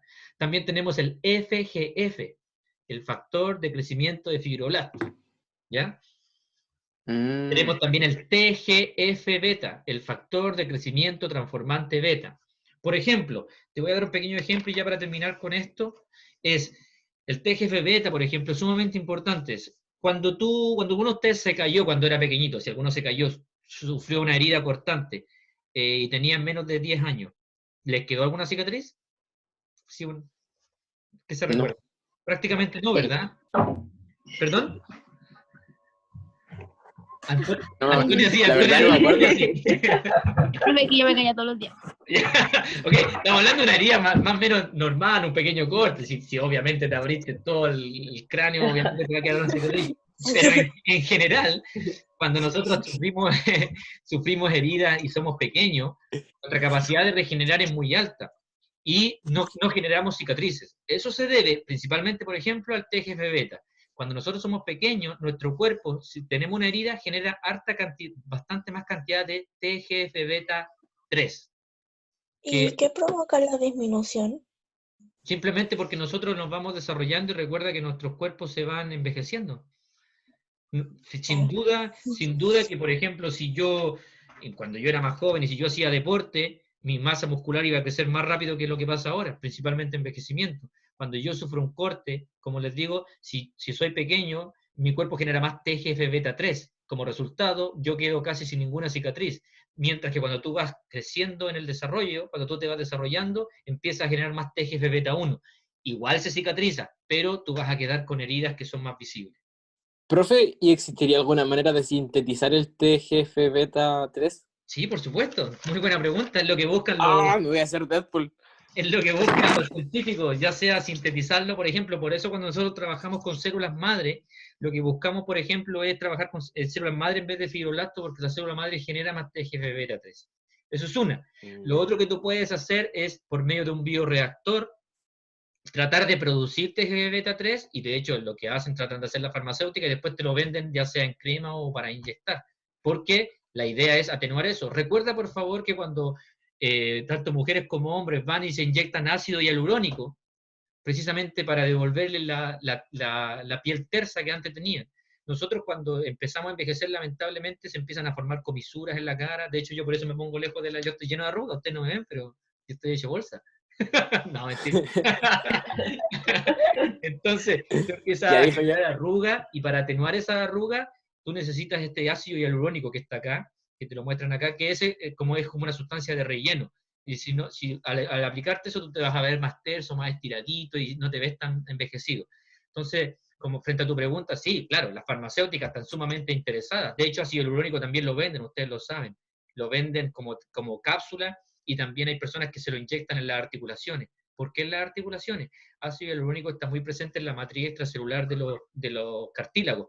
Cartílago que principalmente en la rodilla, que emite este sistema de amortiguación, porque el ácido hialurónico capta mucha agua, y por medio de captar agua te permite esta amortiguación. Pero lamentablemente, como preguntaba una compañera, cuando nosotros envejecemos, hay un desgaste articular, y llega un momento en que el hueso se empieza a tocar con el hueso, en vez de tener cartílago entre medio, una enfermedad muy dolorosa. Entonces lo que buscan es generar ácido hialurónico y se lo inyectan para precisamente volver a restablecer esa función.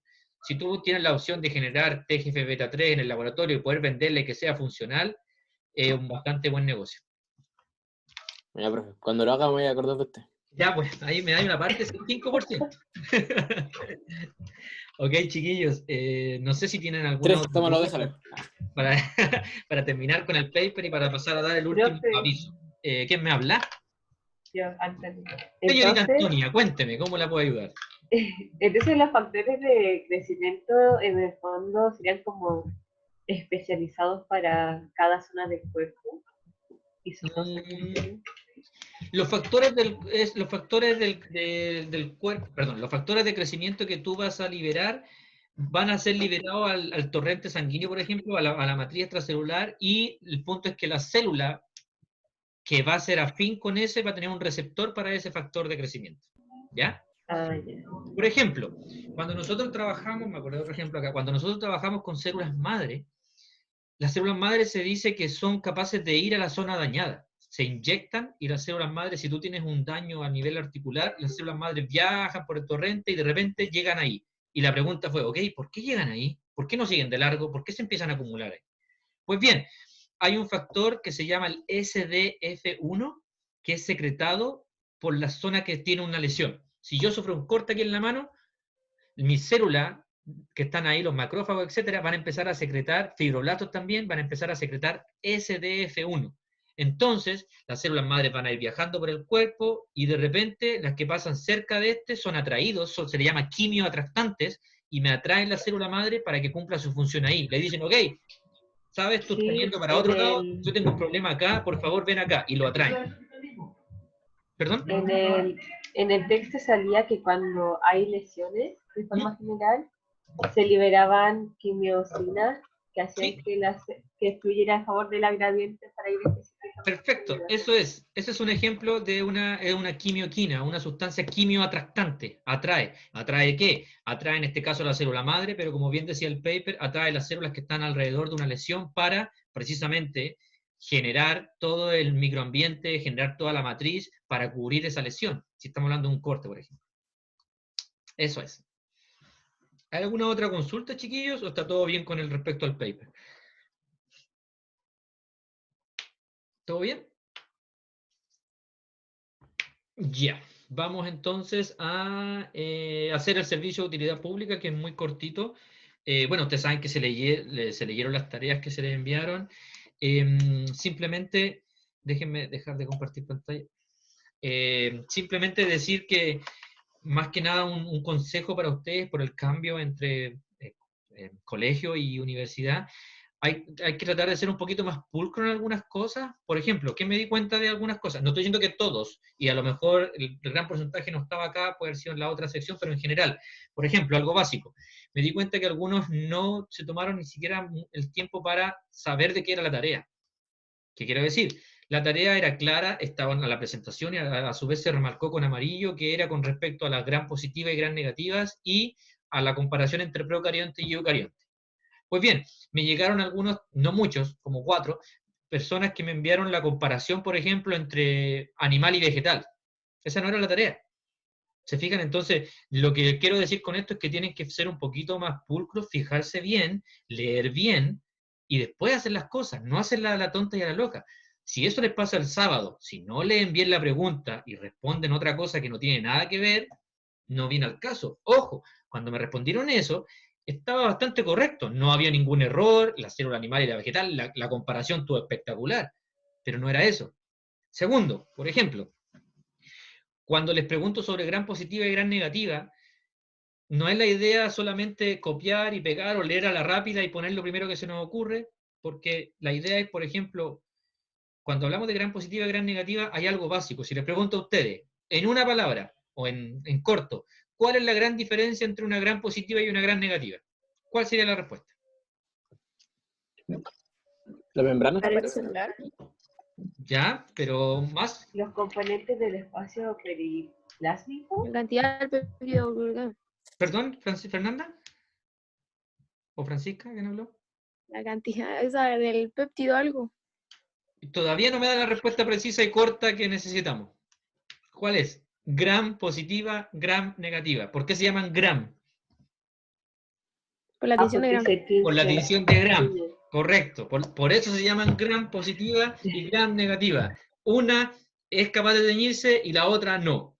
Ojo, eso no es que sea lo único. Yo sé que lo que pusieron después estaba bien, pero hubo algunas personas, por ejemplo, para entender la nota, que me ponían un montón de cosas. No, que aquí, que el peptidoglucano y que todo bien. Pero lo más importante es, se llama tinción de Gram porque bla, bla, bla. Corto. Eso tenía que estar. Lo otro está bien, no digo que esté mal, pero me están entendiendo a lo que quiero llegar, ¿verdad? Claro, sí. Ya. ¿Y qué más? ¿Qué más? Bueno, creo que eso era... Ah, y lo último también, chiquillos, cuando escriben en Word, ojo, me da lo mismo, algunos me lo mandaron en escrito a mano, y eso no, igual obtuvieron el 7, ellos lo pueden preguntar. Pero sí, por ejemplo, algunas personas mandaban el trabajo y en Word ni siquiera justificaban. No sé si conocen el término justificar, cuando en vez de estar todas las oraciones, en vez de estar todas al mismo nivel, hay una que termina aquí, hay otra que termina acá, etcétera, etcétera. No justificaron. Entonces, yo creo que igual ahí tienen que tratar de fijarse también en esos pequeños detalles, chiquillos, porque igual, como les digo, ya salimos del colegio y hay que ser un poquito más pulcro en toda la entrega de las cosas. No estoy hablando de los errores ortográficos, o sea, obviamente también hay que tener cuidado. Yo sé que algunos se equivocaban, ponían una S de más, una S de menos, eso me da lo mismo, puede pasar. Uno está escribiendo, se te pasa una S de más, una S de menos. Pero, por ejemplo, entregar un trabajo, en vez de justificar lo que se vea más bonito, más ordenadito, son pequeños detalles que van a hacer que ustedes sean mejores profesionales. Son, como les digo, son consejos, más que nada, para que los vayan tomando, ¿ok? Ok. Profe, Ya. profe, tengo 2 preguntas. Sí, dígame. Ya, la primera es que el día de la prueba solamente vamos a usar el formato, o sea, nos va a enviar la prueba y no hay que usar la aplicación esa, por ejemplo, para los mapas conceptuales o algo así. Yo la instrucción de esa aplicación la di hace rato, así que usted tiene que saber usar esa aplicación. Ojo. Ah, ya sé que va a estar.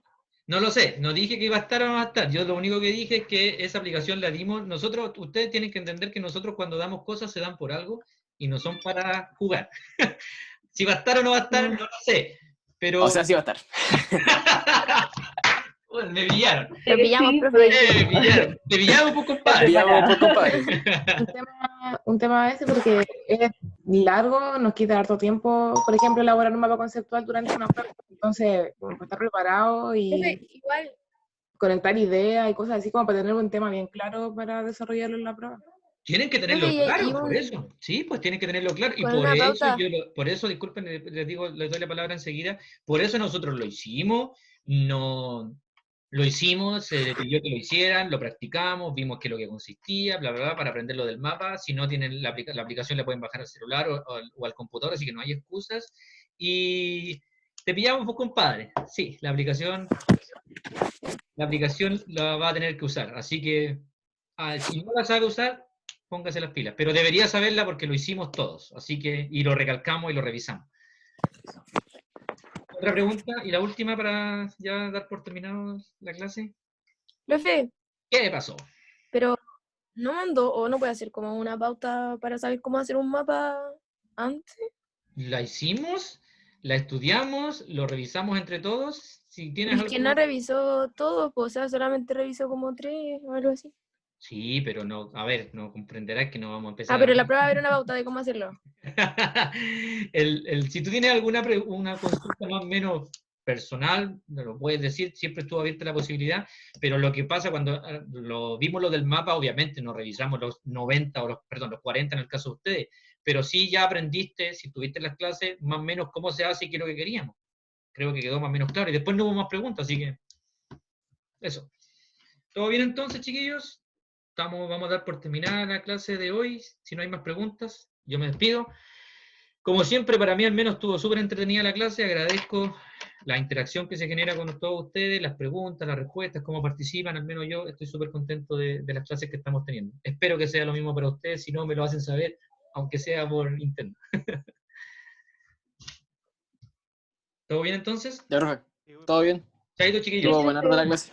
Que estén bien, me alegro por ello, esa es la idea, que nos divirtamos también, no hay para qué hacerlo aburrido. Muchas gracias por todo, chiquillos. Nos vemos, profe. Chaito. Chao, profe, que esté bien. Igualmente, Chao, chiquillos. profe. No, profe. Cualquier Chao, duda por profe. interno, ya saben, nos vemos. Chao. Chao, profe. Chaito.